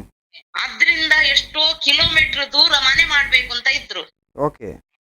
ಈಗ ಬಿಟ್ರೆ ಅದ್ರಲ್ಲಿ ಸಹ ಮಾಡ್ತಾರೆ ಜನ. ಓಕೆ. ಅಷ್ಟರ ಮಟ್ಟಿಗೆ ಬಂದಿದ್ದಾರೆ. ಆದ್ರೆ ಇಷ್ಟೆಲ್ಲ ಅನ್ಯಾಯ ಮಾಡ್ತಾರೆ. ಹ್ಮ್. ಈ ಆರೋಗ್ಯಕ್ಕೆ ಇಷ್ಟೆಲ್ಲ ಹಾನಿಕರ ಆಗುವ ಇದೆಲ್ಲ ಬರ್ತದೆ, ಫ್ಯಾಕ್ಟ್ರಿ ಇಂಥದ್ದೆಲ್ಲ ಬರ್ತದೆ. ಅದಕ್ಕೆ ಎಲ್ಲ ಮಾತಾಡುದಿಲ್ಲ ಸರ್ ಯಾರು. ಆ ವಿಚಾರದಲ್ಲಿ ಎಲ್ರು ಒಂದಾಗ್ತಾರ ಅಂತ? ಅದಕ್ಕೆ ಇದಕ್ಕೆ ಈಗ ಮಶ್ರೂಮಿಗೆ ಸಾಧಾರಣ ಮಟ್ಟ ಒಟ್ಟಿಗೆ ಆಗ್ತಾ ಇದ್ದಾರೆ ಈಗ. Okay okay right. ಇದನ್ನ ಜನ ಗಮನಿಸ್ಬೇಕು, ಅರ್ಥ ಆಗ್ಬೇಕು. ನೋಡಿ, ಅದೇ ನೀರನ್ನು ಬಿಟ್ಟು ಸರ್ ಇದೇ ಗುರುಪುರ ಹೊಳೆಗೆ ಹೋಗ್ತದೆ. ಅದು ಮನೆ ಮನೆಗೆ ಅದ್ರ ನೀರ್ ಕೊಡ್ತಾರೆ. ಓಕೆ. ನಾಳೆ ದಿವಸ ಏನು ವಿಷ ಕುಡಿದಾಗೆ ಅದು. ರಾಜಕೀಯದವರೆಲ್ಲ ಸೇರಿಸ್ಬಿಟ್ಟು ಜನರಿಗೆ ವಿಷನೇ ಕೊಟ್ಬಿಡ್ತಾರೆ. ಈ ರೀತಿ ಅನಿಲದಲ್ಲಿ ವಿಷ ಕೊಡ್ತಾ ಇದಾರೆ. ಒಳ್ಳೆ ಗಾಳಿ ಇತ್ತು, ಅದಿಲ್ಲದಾಗ ಮಾಡ್ತಾ ಇದಾರೆ. ಏನಿಲ್ಲ ಸರ್, ಇನ್ನು ಏನು ಅಂತ ಹೇಳ್ತಾರಲ್ವಾ, ಸುಮ್ಮನೆ ಬೇಡವಾದ ಎಲ್ಲ ಇದನ್ನೆಲ್ಲ ಕೊರೋನಾ ಅದು ಇದು ಅಂತ ಹೇಳಿ ಏನೇನು ಮಾಡಿ ಇಂತ ಒಳ್ಳೆ ಒಳ್ಳೆ ಇದೆಲ್ಲ ಬರ್ತದೆ. ಅದಕ್ಕೆ ಏನು ಮಾತಾಡುದಿಲ್ಲ ಯಾರು. ಹೌದು ಹೌದು. ನಿಜವಾದ ಸಮಸ್ಯೆಗಳ ಬಗ್ಗೆ ಗಮನ ಹರಿಸ್ಬೇಕಂತ ಹೇಳುದು. ಇಲ್ಲ ಇಲ್ಲ ನೋಡಿ, ಕಾರ್ಪೊರೇಷನ್ನಿನವರು ಸಹ ನೋಡಿ ಕಣ್ಣಾರ ನೋಡಿ ಹೋಗ್ತಾರೆ. ಓಕೆ. ಈಗ ಹೋಟೆಲ್ ಅದೆಲ್ಲ ಬಂದು ಆರೋಗ್ಯ ಇಲಾಖೆಯವರು ನೋಡ್ತಿಲ್ವಾ? ನೋಡ್ತಾರೆ, ಕಣ್ಣಾರೆ ನೋಡ್ತಾರೆ. ಅದು ನೀರನ್ನು ಪಬ್ಲಿಕ್ ಬಿಡ್ಲಿಕ್ಕೆ ಉಂಟ ಸರ್. ಆಗ ನಾವು ಯಾರ ಹತ್ರ ಹೇಳುದು ಹೇಳಿ? ನಿಜ ನಿಜ ನಿಜ ಅಮ್ಮ ನಿಜ. ಆರೋಗ್ಯ ಸಚಿವ, ಆರೋಗ್ಯ ಕಾರ್ಪೊರೇಷನ್, ಆರೋಗ್ಯ ಇಲಾಖೆಯವರಿಗೆ ಅಲ್ಲಿಂದನೇ ಹೋಗ್ತಾರೆ, ಕಣ್ಣಾರ ನೋಡ್ತಾರೆ. ಪಬ್ಲಿಕ್ ಅಲ್ಲಿ ಅಷ್ಟೆಷ್ಟು ದೊಡ್ಡ ದೊಡ್ಡ ಬಿಲ್ಡಿಂಗ್ ಕಟ್ತಾರೆ ಸರ್. ಬಿಲ್ಡಿಂಗ್ ಕಟ್ಟುವಾಗ ಅವರ ನೀರನ್ನು ಅವರೇ, ಅದರಿಂದ ಹಣ ಉಪಯೋಗ ಪಡೆಯುವುದು ಯಾರು? ಸಾರ್ವಜನಿಕರ. ದೊಡ್ಡ ದೊಡ್ಡ ಫ್ಲಾಟ್ ಕಟ್ಟಿ ಅದ್ರದ್ದು ಹಣ ಅವರೇ ಅಲ್ಲೋ ಇದು ತಿನ್ನುದು. ನಿಜ ನಿಜ ಅಮ್ಮ. ಕೋಟಿಗಟ್ಟಲೆ ಹಣ ಸಂಪಾದಿಸಿ ತಿನ್ನುದಿಲ್ವಾ ಅವರು? ಅವರ ನೀರಿನ ವ್ಯವಸ್ಥೆ ಅವರೇ ಮಾಡ್ಬೇಕು. ನೀರು ಯಾರಿಗೆ? ನಮ್ಮಂತವರಿಗೆ, ಅವರ ಗಲೇಜಿ ನೀರೆಲ್ಲ. ನಿಜ ನಿಜ ಅಮ್ಮ. ನಿಮ್ಮ ಆಕ್ರೋಶ, ನಿಮ್ಮ ಬೇಸರ ಅರ್ಥ ಆಗ್ತಾ ಇದೆ. ಇದು ಜನರು ಕೂಡ ನೋಡ್ತಾ ಇದಾರೆ, ಎಲ್ರು. ನಾನು ಎಷ್ಟೋ ಟಿವಿಯಲ್ಲಿ ಸರ್ ಒಂದು ಮಾತು, ಎಷ್ಟೋ ಸಲ ಇದಕ್ಕೆಲ್ಲ ಕೊಟ್ಟು ಹಾಕಿದೆ ಕಂಪ್ಲೇಂಟ್. ಓಕೆ. ಮತ್ತೆ ಹೇಳ್ತಾರೆ ಹೆಲ್ತ್ ಕರೆಕ್ಟ್ ಬೇಕು. ನಮ್ಮ ವಾಮಂಜೂರಲ್ಲಿ ಉಂಟು ಆರೋಗ್ಯ ಇಲಾಖೆ. ಹೇಗೆ ಮನುಷ್ಯನ ಹೆಲ್ತ್ ಸರಿಯಾಗಿರುವುದು ಸರ್? ಇವರೇ ಪ್ರಪಂಚವನ್ನ ಹಾಳು ಮಾಡಿ ಬಿಡ್ತಾರಲ್ಲ, ಪರಿಸರವನ್ನ. ಅದೇ ಹೇಳುದು, ಪರಿಸರ ಒಳ್ಳೇದಾಗಿ ಇಡ್ಬೇಕು, ಪರಿಸರ ಒಳ್ಳೇದಾಗ್ಬೇಕು ಅಂತ ಹೇಳಿದ್ರೆ ಈಗೆಲ್ಲ ಇದ್ರೆ ಹೇಗೆ ಪರಿಸರ ಒಳ್ಳೇದಾಗುದು? Right right. ಎಸ್, ಖಂಡಿತ. ಧನ್ಯವಾದ ಅಮ್ಮ. ನಿಮ್ಮ ಆಕ್ರೋಶ ಅರ್ಥ ಆಗ್ತಾ ಇದೆ ಅಮ್ಮ. ಚರ್ಚೆಯನ್ನು ಮುಂದುವರಿಸ್ತೀವಿ, ನೋಡ್ತಾ ಇರಿ. ಧನ್ಯವಾದ ದಯಾನಂದ್ ಅವರೇ. ಆ ಭಾಗದ ಒಬ್ಬ ಮಹಿಳೆ ಮಾತನಾಡಿದಂತ ಮಾತು ಇದು. ಅಂದ್ರೆ ಅಷ್ಟು ಒಳಗೆ ಆಕ್ರೋಶ ಇದೆ, ಆದ್ರೆ ಜನರು ಮಾತಾಡ್ತಿಲ್ಲ. ಅಂದ್ರೆ ಅವ್ರಿಗೂ ಕೂಡ ಮಾತನಾಡಿದ್ರೆ ಬಾಯಿ ಮುಚ್ಚಿಸುವ ಪ್ರಯತ್ನ ಮಾಡ್ತಾ ಇದ್ದಾರೆ ಅನ್ನುವಂಥದ್ದು ಅರ್ಥ ಆಗ್ಬಿಟ್ಟಿದೆಯಾ ಏನು ಅಂತ? ಈಗ ಏನಾಗಿದೆ ಅಂದ್ರೆ, ಪ್ರತಿಭಟನೆ ಮಾಡುವುದಕ್ಕಿಂತ ಎಲ್ಲರೂ ತಮ್ಮನ್ನು ಮಾರಿಕೊಂಡಿದ್ದಾರೆ ಅನ್ನುವಂಥ ವಾತಾವರಣ ಈಗ ಜಾಸ್ತಿಯಾಗಿ ಕಾಣ್ತಾ ಇದೆ. ಯಾಕೆಂದ್ರೆ ತಮ್ಮ ಕಣ್ಣೆದುರೇ ಸಮಸ್ಯೆಗಳು ಇದ್ರೆ ಕೂಡ ಜನ ಮಾತಾಡ್ತಾ ಇಲ್ಲ. ಅದಕ್ಕೆ ಮುಖ್ಯ ಕಾರಣ ಈ ಆಡಳಿತ ಪಕ್ಷದವರು. ಅವರು ಬೇರೆ ಬೇರೆ ವಿಧಗಳಲ್ಲಿ ಜನರನ್ನು ಸಂಘಟಿಸಿಕೊಂಡು ಅಧಿಕಾರಕ್ಕೆ ಬಂದ ನಂತರ ಅವರು ಮಾಡಿದ್ದು ಬೇರೆನೆ. ಜನರ ಪರವಾಗಿ ನಿಲ್ಲಿಲ್ಲ. ಜನರ ಸಮಸ್ಯೆ ಬಂದಾಗ ಕೂಡ ಅಲ್ಲಲ್ಲೇ ಅದನ್ನು ಏನು ಸಣ್ಣ ಮಟ್ಟಿಗೆ ಶಮನ ಮಾಡಿ ಮತ್ತೆ ಅವರ ಕೆಲಸವನ್ನು ನೋಡ್ಕೊಂಡು ಬರ್ತಾ ಇದ್ದಾರೆ. ಇಲ್ಲಿ ಏನಾಗಿದೆ ಅಂದರೆ, ಜನ ಒಂದು ಕಡೆ ಇವರನ್ನ ಹೇಗಪ್ಪ ಎದುರಿಸಿಕೊಳ್ಳೋದು ಅನ್ನುವಂಥದ್ದು. ಈಗ ಬಹುಶಃ ಬೇರೆ ಪಕ್ಷದವರ ಆಡಳಿತದಲ್ಲಿದ್ದರೆ ಬಹುಶಃ ಇಲ್ಲಿ ಜೋರಾದ ಹೋರಾಟ ಇವರೇ ನಡೆಸ್ತಾ ಇದ್ರು. ಯಾರು? ಈ ಆಡಳಿತದವರು, BJP ಅವರು. ಈಗ ಅದೇ ಸಮಸ್ಯೆ ಆಗಿರೋದು ಏನಂದ್ರೆ, ಚುನಾವಣೆಯಲ್ಲಿ ಓಟು ಕೊಟ್ಟಾಗಿದೆ, ಗೆಲ್ಲಿಸೇ ಆಗಿದೆ, ಇನ್ನು ಅವರನ್ನು ಯಾಕೆ ಎದುರು ಹಾಕೊಳ್ಬೇಕು ಅನ್ನುವಂಥ ಭಯದಲ್ಲಿ ಜನ ಇದ್ದಾರೆ. ಇವತ್ತು ಜನ ಪ್ರತಿಭಟನೆ ಮಾಡಿದ್ರು ಕೂಡ ಅವ್ರನ್ನ ಬೆದರಿಸುವಂಥ ಕೆಲಸಗಳು ಕೂಡ ಒಂದಲ್ಲ ಒಂದು ರೀತಿಯಲ್ಲಿ ನಡೀತದೆ. ಯಾಕೆಂದ್ರೆ ನಾವು ಹಲವಾರು ಹೋರಾಟಗಳನ್ನು ಮಾಡ್ತಾ ಇರುವವರು. ಜನರ ಸಮಸ್ಯೆಗಳ ಬಗ್ಗೆ. ಸರ್ ಸರ್ ನಿಮ್ಮ ಮಾತಿಗೆ ಒಂದು ಅಡ್ಡ ಬರ್ತೀನಿ. ಆದ್ರೆ ಈ ಅವ್ಯವಸ್ಥೆಗಳು ಅಂತ ಬಂದಾಗ ಯಾವುದೇ ರಾಜಕೀಯ ಪಕ್ಷ ಹೊರತಾಗಿಲ್ವಾ ಅಂತ. ಯಾಕಂದ್ರೆ ಮಹಿಳೆ ಮಾತನಾಡಿದ ಮಾತನ್ನ ಗಮನಿಸೋದಾದ್ರೆ ಆ ಕಡೆ ಕಾಂಗ್ರೆಸ್ನ ನಾಯಕರ ಯಾವುದೋ ಒಂದು ಫ್ಯಾಕ್ಟರಿ ಇದೆ, ಈ ಕಡೆ ಅಧಿಕಾರದಲ್ಲಿರುವಂತಹ ಪಕ್ಷ ಅಧಿಕಾರ ಮಾಡ್ತಾ ಇದೆ, ಅಲ್ಲಿ ಪಚ್ಚನಾಡಿಯಲ್ಲಿ ತ್ಯಾಜ್ಯದ ಅವ್ಯವಸ್ಥೆ ಇದೆ. ಎರಡೂ ಕಡೆಯಿಂದ ಸಮಸ್ಯೆ ಆಗ್ತಾ ಇದೆ ಅಂತ ಹೇಳ್ತಾ ಇದೆ. ಹೌದು, ಹಾಗಾಗಿ ಇಲ್ಲಿ ಹೊರತಾಗಿಲ್ವಾ ಅನ್ನುವಂಥದ್ದು ಕೇಳುದು ನಾವು. ಇಲ್ಲಿ ಏನಾಗಿದೆ ಅಂದ್ರೆ ಒಬ್ಬನ ತಪ್ಪನ್ನ ಮುಚ್ಲಿಕ್ಕೆ ಹೋಗಿ ಮತ್ತೊಬ್ಬನ ತಪ್ಪನ್ನ ಸಹಿಸಿಕೊಳ್ಳುವಂತ ವಾತಾವರಣ ಇವತ್ತು ಜಾಸ್ತಿಯಾಗಿ ಬೆಳೀತಾ ಇದೆ. ಇವತ್ತು ಅಂದ್ರೆ ರಾಜಕೀಯ ಬೇಳೆ ಅಂತ ಅವರು ಮಾತಾಡ್ತಾ ಇರುವಾಗಲೇ ಒಂದು ಮಾತನ್ನು ಹೇಳಿದ್ರು, ಕಟ್ಟಡಗಳ ನಿರ್ಮಾಣ ಆಗುವಾಗ ಅವರ ತ್ಯಾಜ್ಯಗಳನ್ನ ಇವತ್ತು ನದಿ ಹೊಳೆಗೆ ಸೇರುವಂತ ಪರಿಸ್ಥಿತಿ ಕೂಡ ಅಲ್ಲಿ ಇದೆ ಅಂತ ಒಂದು ಮಾತನ್ನ ಹೇಳಿದ್ರು ಅವರು, ಜಯಂತಿ ಅವರು. ಇಲ್ಲಿ ನಮ್ಮ ನಗರ ಪಾಲಿಕೆಯಲ್ಲಿರುವಂತ ಏನು ಟೌನ್ ಪ್ಲಾನಿಂಗ್ ಸೆಕ್ಷನ್ ಇದೆ, ಇವರು ಕಟ್ಟಡಗಳಿಗೆ ಅನುಮತಿ ಕೊಡುವಾಗ ಅಲ್ಲಿನ ವ್ಯರ್ಥ ನೀರನ್ನ ಎಲ್ಲಿಗೆ ಬಿಡ್ತೀರಿ? ನಿಮ್ಮ ಮಾತಿಗೆ ಅಡ್ಡ ಬಂದೆ ಒಂದು ಕರೆ ಇದೆ. ಹಲೋ ಹಲೋ ಹಲೋ ಹಲೋ, ನಮಸ್ತೆ. ತಮ್ಮ ಹೆಸರು, ಎಲ್ಲಿಂದ ಕರೆ ಮಾಡ್ತಾ ಇದ್ದೀರಾ? ಹಲೋ, ದಯಮಾಡಿ ಟಿವಿಯಿಂದ ಸ್ವಲ್ಪ ದೂರ ಇದ್ರೆ ಚೆನ್ನಾಗಿರುತ್ತೆ. ಹಲೋ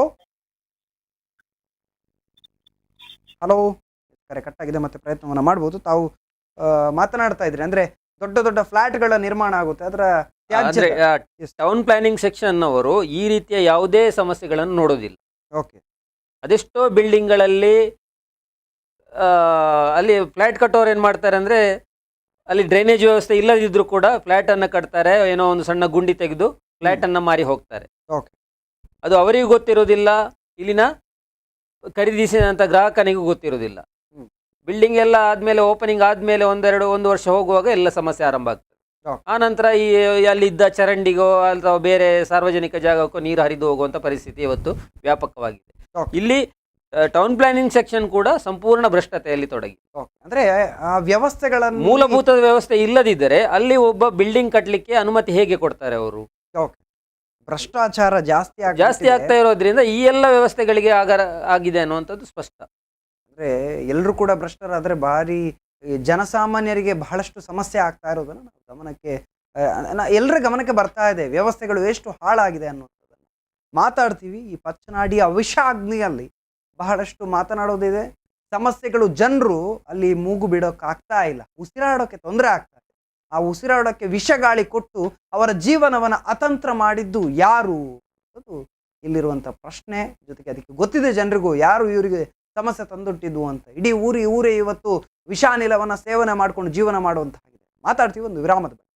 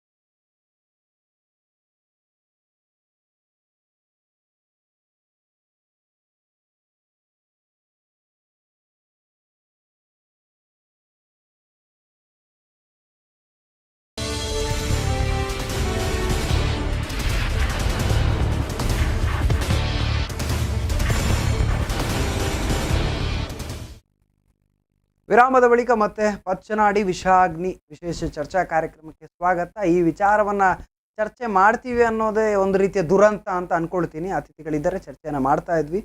ಈ ಅಲ್ಲಿನ ವಿಶೇಷ ಚೇತನ ಮಕ್ಕಳನ್ನ ಪೋಷಣೆ ಮಾಡಬೇಕು, ಅವರಿಗೆ ನಿಜವಾಗ್ಲೂ ಇತರರಿಗೆ ಸಿಗುವಂಥ ಸೌಲಭ್ಯಕ್ಕಿಂತ ವಿಶೇಷ ಸೌಲಭ್ಯ ಕೊಡಬೇಕು, ಅವರನ್ನು ಅಷ್ಟು ಆರೈಕೆ ಮಾಡಬೇಕು. ಆದರೆ ಅವರಿಗೆ ಸಿಗ್ತಾ ಇರುವಂಥದ್ದು ವಿಷ. ಇದು ಬಹಳಷ್ಟು ಬೇಸರದ ವಿಚಾರ ಆಗಿದೆ. ಆದರೆ ಏನು ಮಾಡೋದು, ಸಹಿಸ್ಕೊಂಡು ಕೂತು ಬಿಟ್ಟಿದ್ದಾರೆ ಜನ.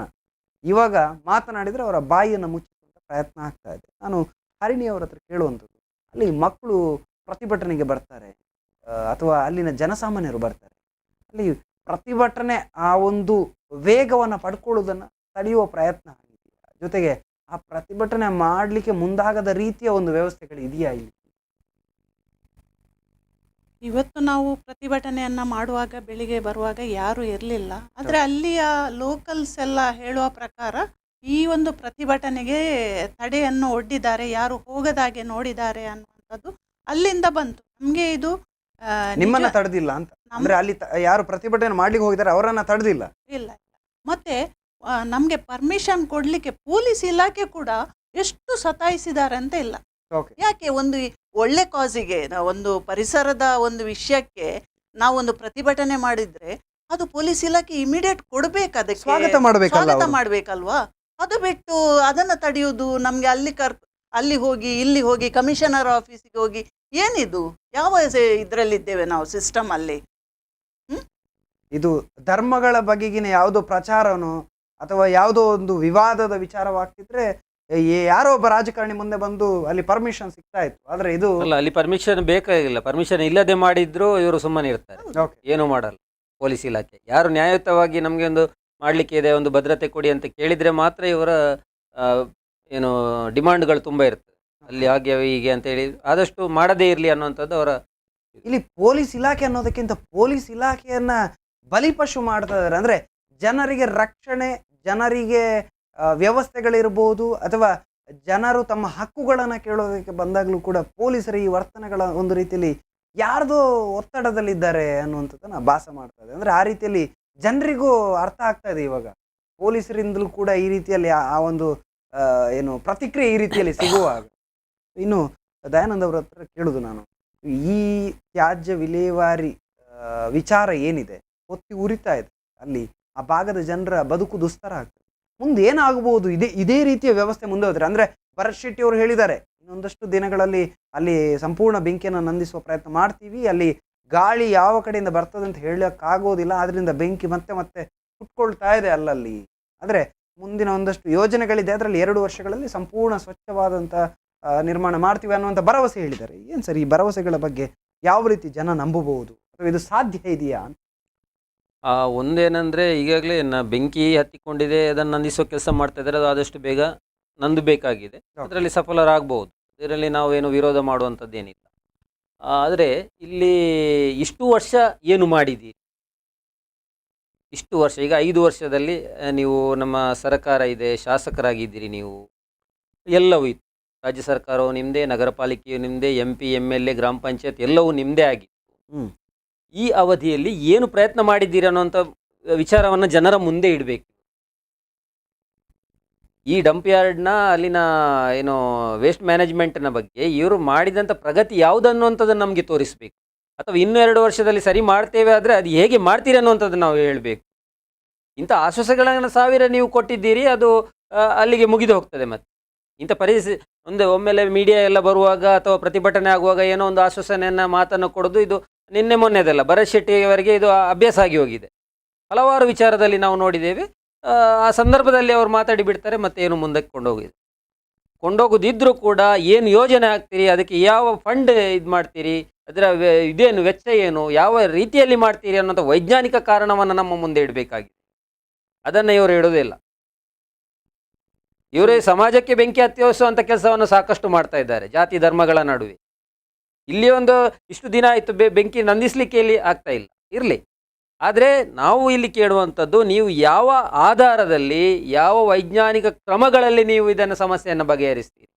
ಇಲ್ಲಿ ನಮಗೆ 7 ವರ್ಷದ ಹಿಂದೆ ಆಂಟೋನಿ ಆ್ಯಂಡ್ ವೇಸ್ಟ್ ಮ್ಯಾನೇಜ್ಮೆಂಟನ್ನು ಇಲ್ಲಿಗೆ ತರುವಾಗ, ಅವರಿಗೆ ಗುತ್ತಿಗೆ ಕೊಡುವಾಗ ಕೊಟ್ಟಂಥ ಆಶ್ವಾಸನೆಗಳೇನಿತ್ತಂದರೆ ಅಲ್ಲಿ ಸಪ್ರೇಟ್ ಮಾಡುವಂಥದ್ದು, ಆ ತ್ಯಾಜ್ಯವನ್ನು ಅದು ವಿಲೆ ಹೇಗೆ ಮಾಡ್ತೇವೆ ಅಂದರೆ ಅದನ್ನು ಮತ್ತೆ ನಾವು ವಿಂಗಡಣೆ ಮಾಡಿಕೊಂಡು ಪರಿಸರಕ್ಕೆ ಪೂರಕವಾಗಿ ಮತ್ತೆ ಮರುಬಳಕೆ ಆಗುವ ಹಾಗೆ ಆ ರೀತಿ ಮಾಡ್ತೇವೆ ಅನ್ನೋಂಥ ಇದನ್ನು ಕೊಟ್ಟಿದ್ರು.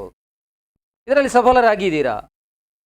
ಇದೀಗ ಎಷ್ಟು ಖರ್ಚಾಗಿದೆ ನಮ್ಮ ಹತ್ರ? ಈಗ ನೋಡಿ, ಅಂಗಡಿಯ ಒಂದು ಸಣ್ಣ ಉದಾಹರಣೆ ತಗೊಳ್ಳಿ. ಯಾವುದೇ ಒಂದು ಅಂಗಡಿ ಲೈಸೆನ್ಸ್ಗೆ ಹೋಗಬೇಕಾದ್ರೆ ಅದ್ರ ಹಿಂದಿಗಿಂತ 4 ಪಟ್ಟು ಹೆಚ್ಚು ಈಗ ಕಸದ ತೆರಿಗೆ ಹೆಚ್ಚಳ ಮಾಡಿದ್ದಾರೆ. ಅವರಿಗೆ ಅಲ್ಲಿ ಕಸ ಉತ್ಪಾದನೆ ಆಗೋದಿಲ್ಲ ಅಂಗಡಿಗಳಲ್ಲಿ.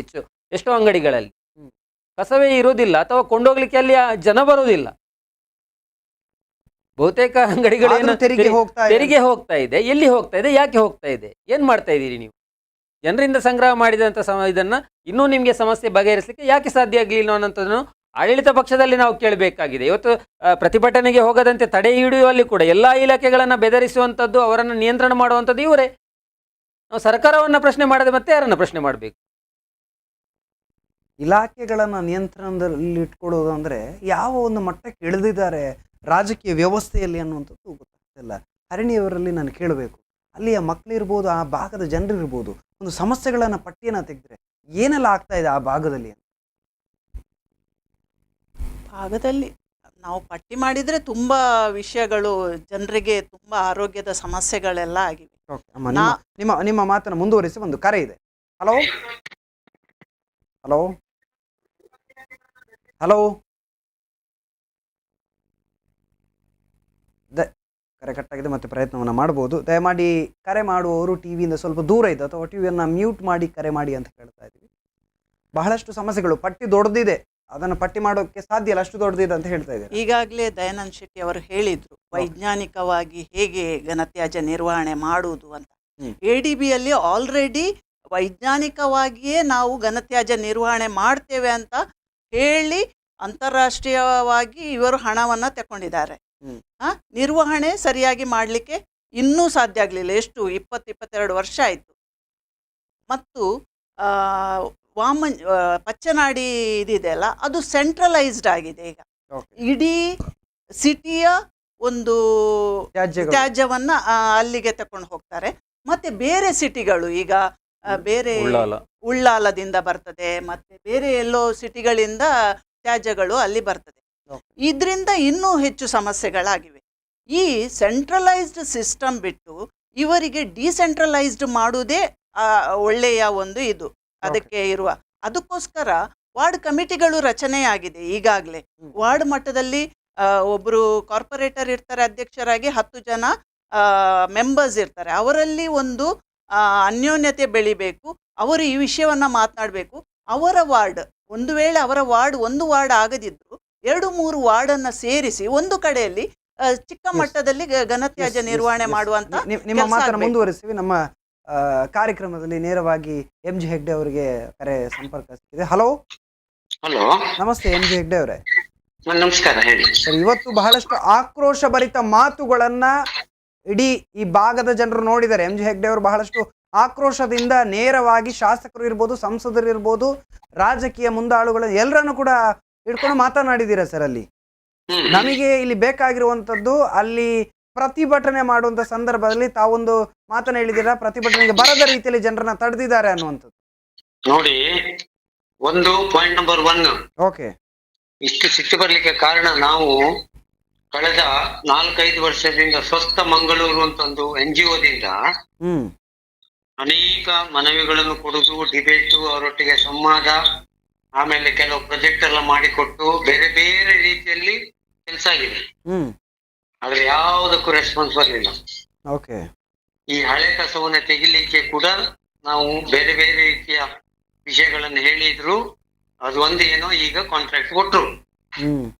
ಪ್ರತಿಯೊಂದು ಕೂಡ ಇಲ್ಲಿಯ ಸ್ಥಳೀಯರು ಹೋರಾಟ ಮಾಡಿಯೇ ಸರಿ ಆಗ್ತಾ ಇರೋದು.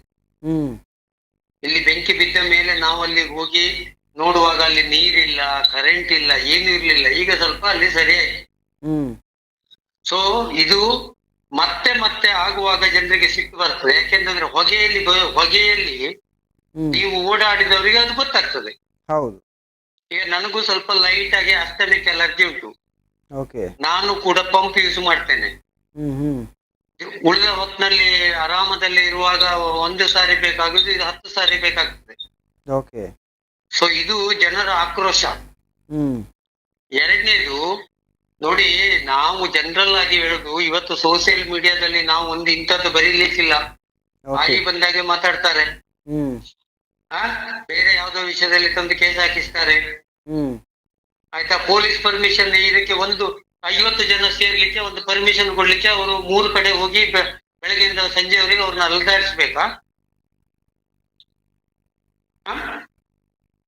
ಹೌದು. ಇದೇ ಮೂಡಿಶೆಡ್ಡಿಯಲ್ಲಿ ಮೊನ್ನೆ ಫೇಸ್ಬುಕ್ ಅಲ್ಲಿ ಬರೆದೆ, ರಾತ್ರಿ 2 ಗಂಟೆವರೆಗೆ ಡಿಜೆ ಇತ್ತು. ಹ್ಮ್. ಅಂದ್ರೆ ಅದ್ರ ಅರ್ಥ ಏನು ಹೇಳಿ, ನೀವು ಹೇಳಿ. ಇಲ್ಲಿ ಮೈಕ್ ಕೂಡ ಇಲ್ಲ, ರೋಡ್ ಬಂದಲ್ಲ, ಮೆರವಣಿಗೆ ಅಲ್ಲ. ಓಕೆ. ಅಂದ್ರೆ ಇದೆಲ್ಲವೂ ಹತ್ತಿಕ್ಕುವ ಪ್ರಯತ್ನವೇ ಹೋರಾಟಗಳನ್ನು. ಅನ್ಯಾಯಗಳನ್ನ ಪ್ರಶ್ನೆ ಮಾಡಬಾರ್ದು ಅಂತ. ಅದಕ್ಕೆ ನಾನು ಹೇಳುದು, ನನಗೆ ಇವತ್ತು ನಾನು ಇಷ್ಟು ದಿವಸವೂ ನಾವು ಕೂಲಾಗಿ ಮಾತಾಡ್ತಾ ಇದ್ದೆ. ಓಕೆ. ಬಟ್ ಈಗ ಏನಾಗಿದೆ ಅಂದ್ರೆ, ಇದು ಅಲ್ಲಿ ಹೊಗೆಯಲ್ಲಿ ನಿಂತ್ಕೊಂಡ್ರೆ ಸಿಟ್ಟು ಬರದೆ, ಯಾರಿಗೆ ಸಿಟ್ಟು ಬರುದಿಲ್ಲ? ಇವು ವಿಶೇಷ ಚೇತನದ ಮಕ್ಕಳು. ಹ್ಮ್. 1 ದಿವಸ ಆಯ್ತು, 2 ದಿವಸ ಆಯ್ತು, 3 ದಿವಸ ಆಯ್ತು. ಈಗ ಅವರ ಮನೆಗಳಿಗೆ ಹೋಗಿ ಒಂದು ಮೆಡಿಕಲ್ ಸಿಬ್ಬಂದಿಗಳು ಹೋಗಿ ಮನೆಗೆ ಹೋಗಿ ಪರೀಕ್ಷೆ ಮಾಡುದು ಜವಾಬ್ದಾರಿ ಯಾರದು? ಹೌದು. ಅವ್ರಿಗೆ ಟ್ರೀಟ್ಮೆಂಟ್ ಕೊಡಿಸುವ ಜವಾಬ್ದಾರಿ ಯಾರದು? ಹೋಗಿದ್ದಾರೆ ಇವ್ರು ಯಾರಾದ್ರು? ನಮ್ಮ ಮಹಾನಗರ ಪಾಲಿಕೆ ಹೆಲ್ತ್ ಆಫೀಸರ್ಸ್ಗಳು ಹೋಗಿದ್ದಾರೆ ಮನೆಗೆ? ಜವಾಬ್ದಾರಿ ಮರ್ತು ಬಿಟ್ಟಿದ್ದಾರಾ ಅಂತ. ಅದಕ್ಕೆ ನಾನು ಹೇಳುದು, ಇನ್ನು ಇದಕ್ಕೆ ನಾವು ಯಾರಿಗೆ ಮಾತಾಡ್ಬೇಕು ಹೇಳಿ? ನಾವು ಇಲೆಕ್ಟೆಡ್ ರೆಪ್ರೆಸೆಂಟೇಟಿವ್ಸ್ಗೆ ಮಾತಾಡುದು. ನಿಜ ಸರ್.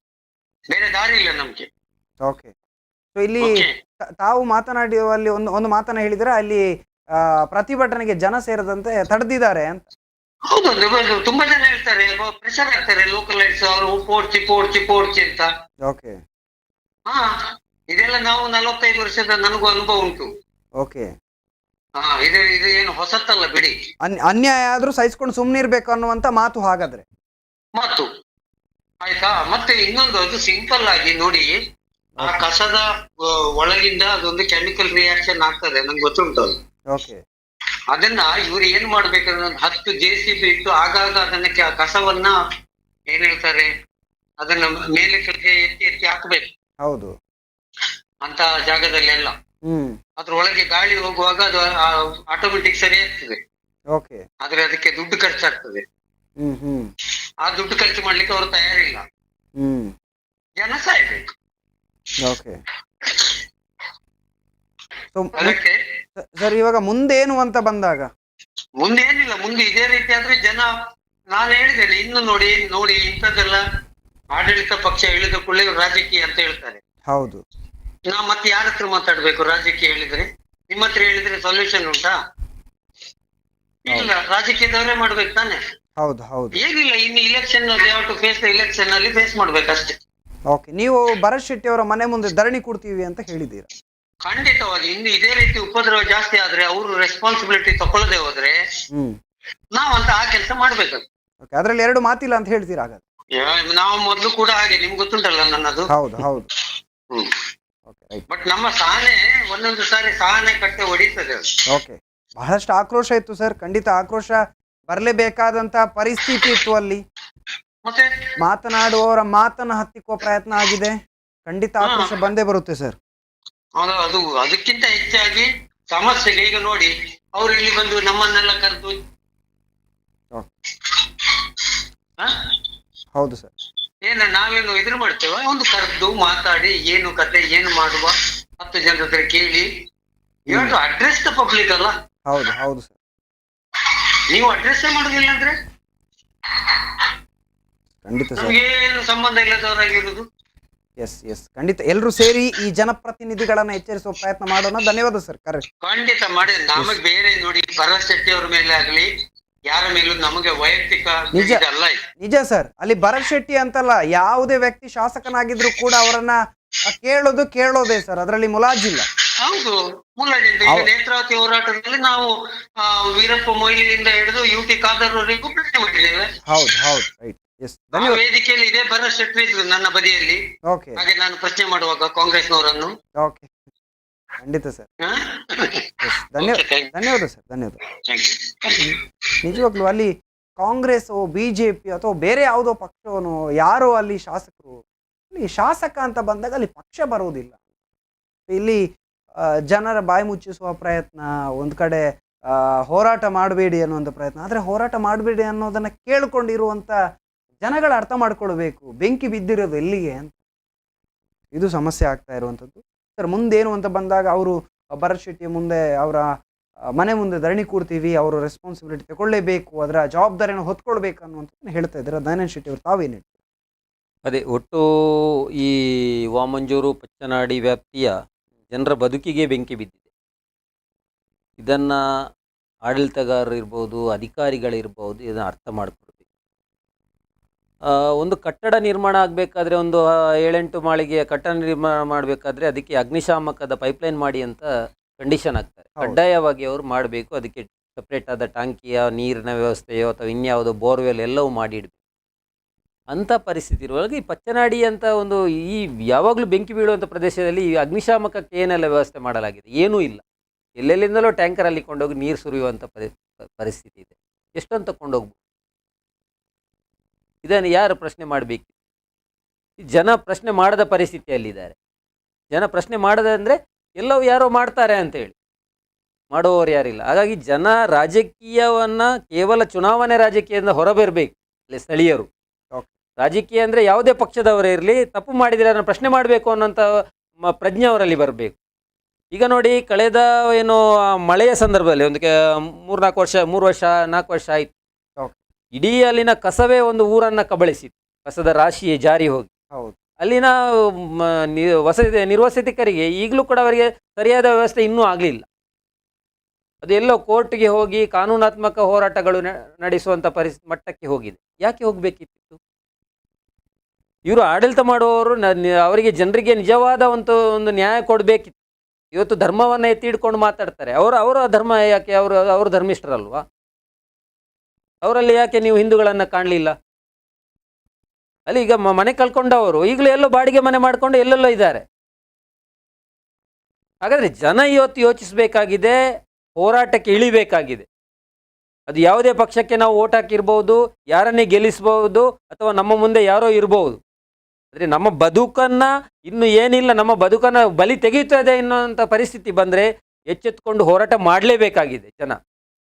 ಇವತ್ತು ನಾವು ಪ್ರತಿಭಟನೆಯಲ್ಲಿ ಯಾವಾಗಲೂ ಕಾಣ್ತೇವೆ, 5,000 ಜನರಿಗೆ ಸಮಸ್ಯೆ ಬಾಧಿತರಾದರೆ ಕೇವಲ ಅಂದರೆ ಅಮ್ಮಮ್ಮ ಅಂದರೆ 500 ಜನ ಬಂದರೆ ದೊಡ್ಡದು, 50 ಜನ ಸೇರುವಂಥದ್ದು ನಾವು ಕಾಣ್ತೇವೆ.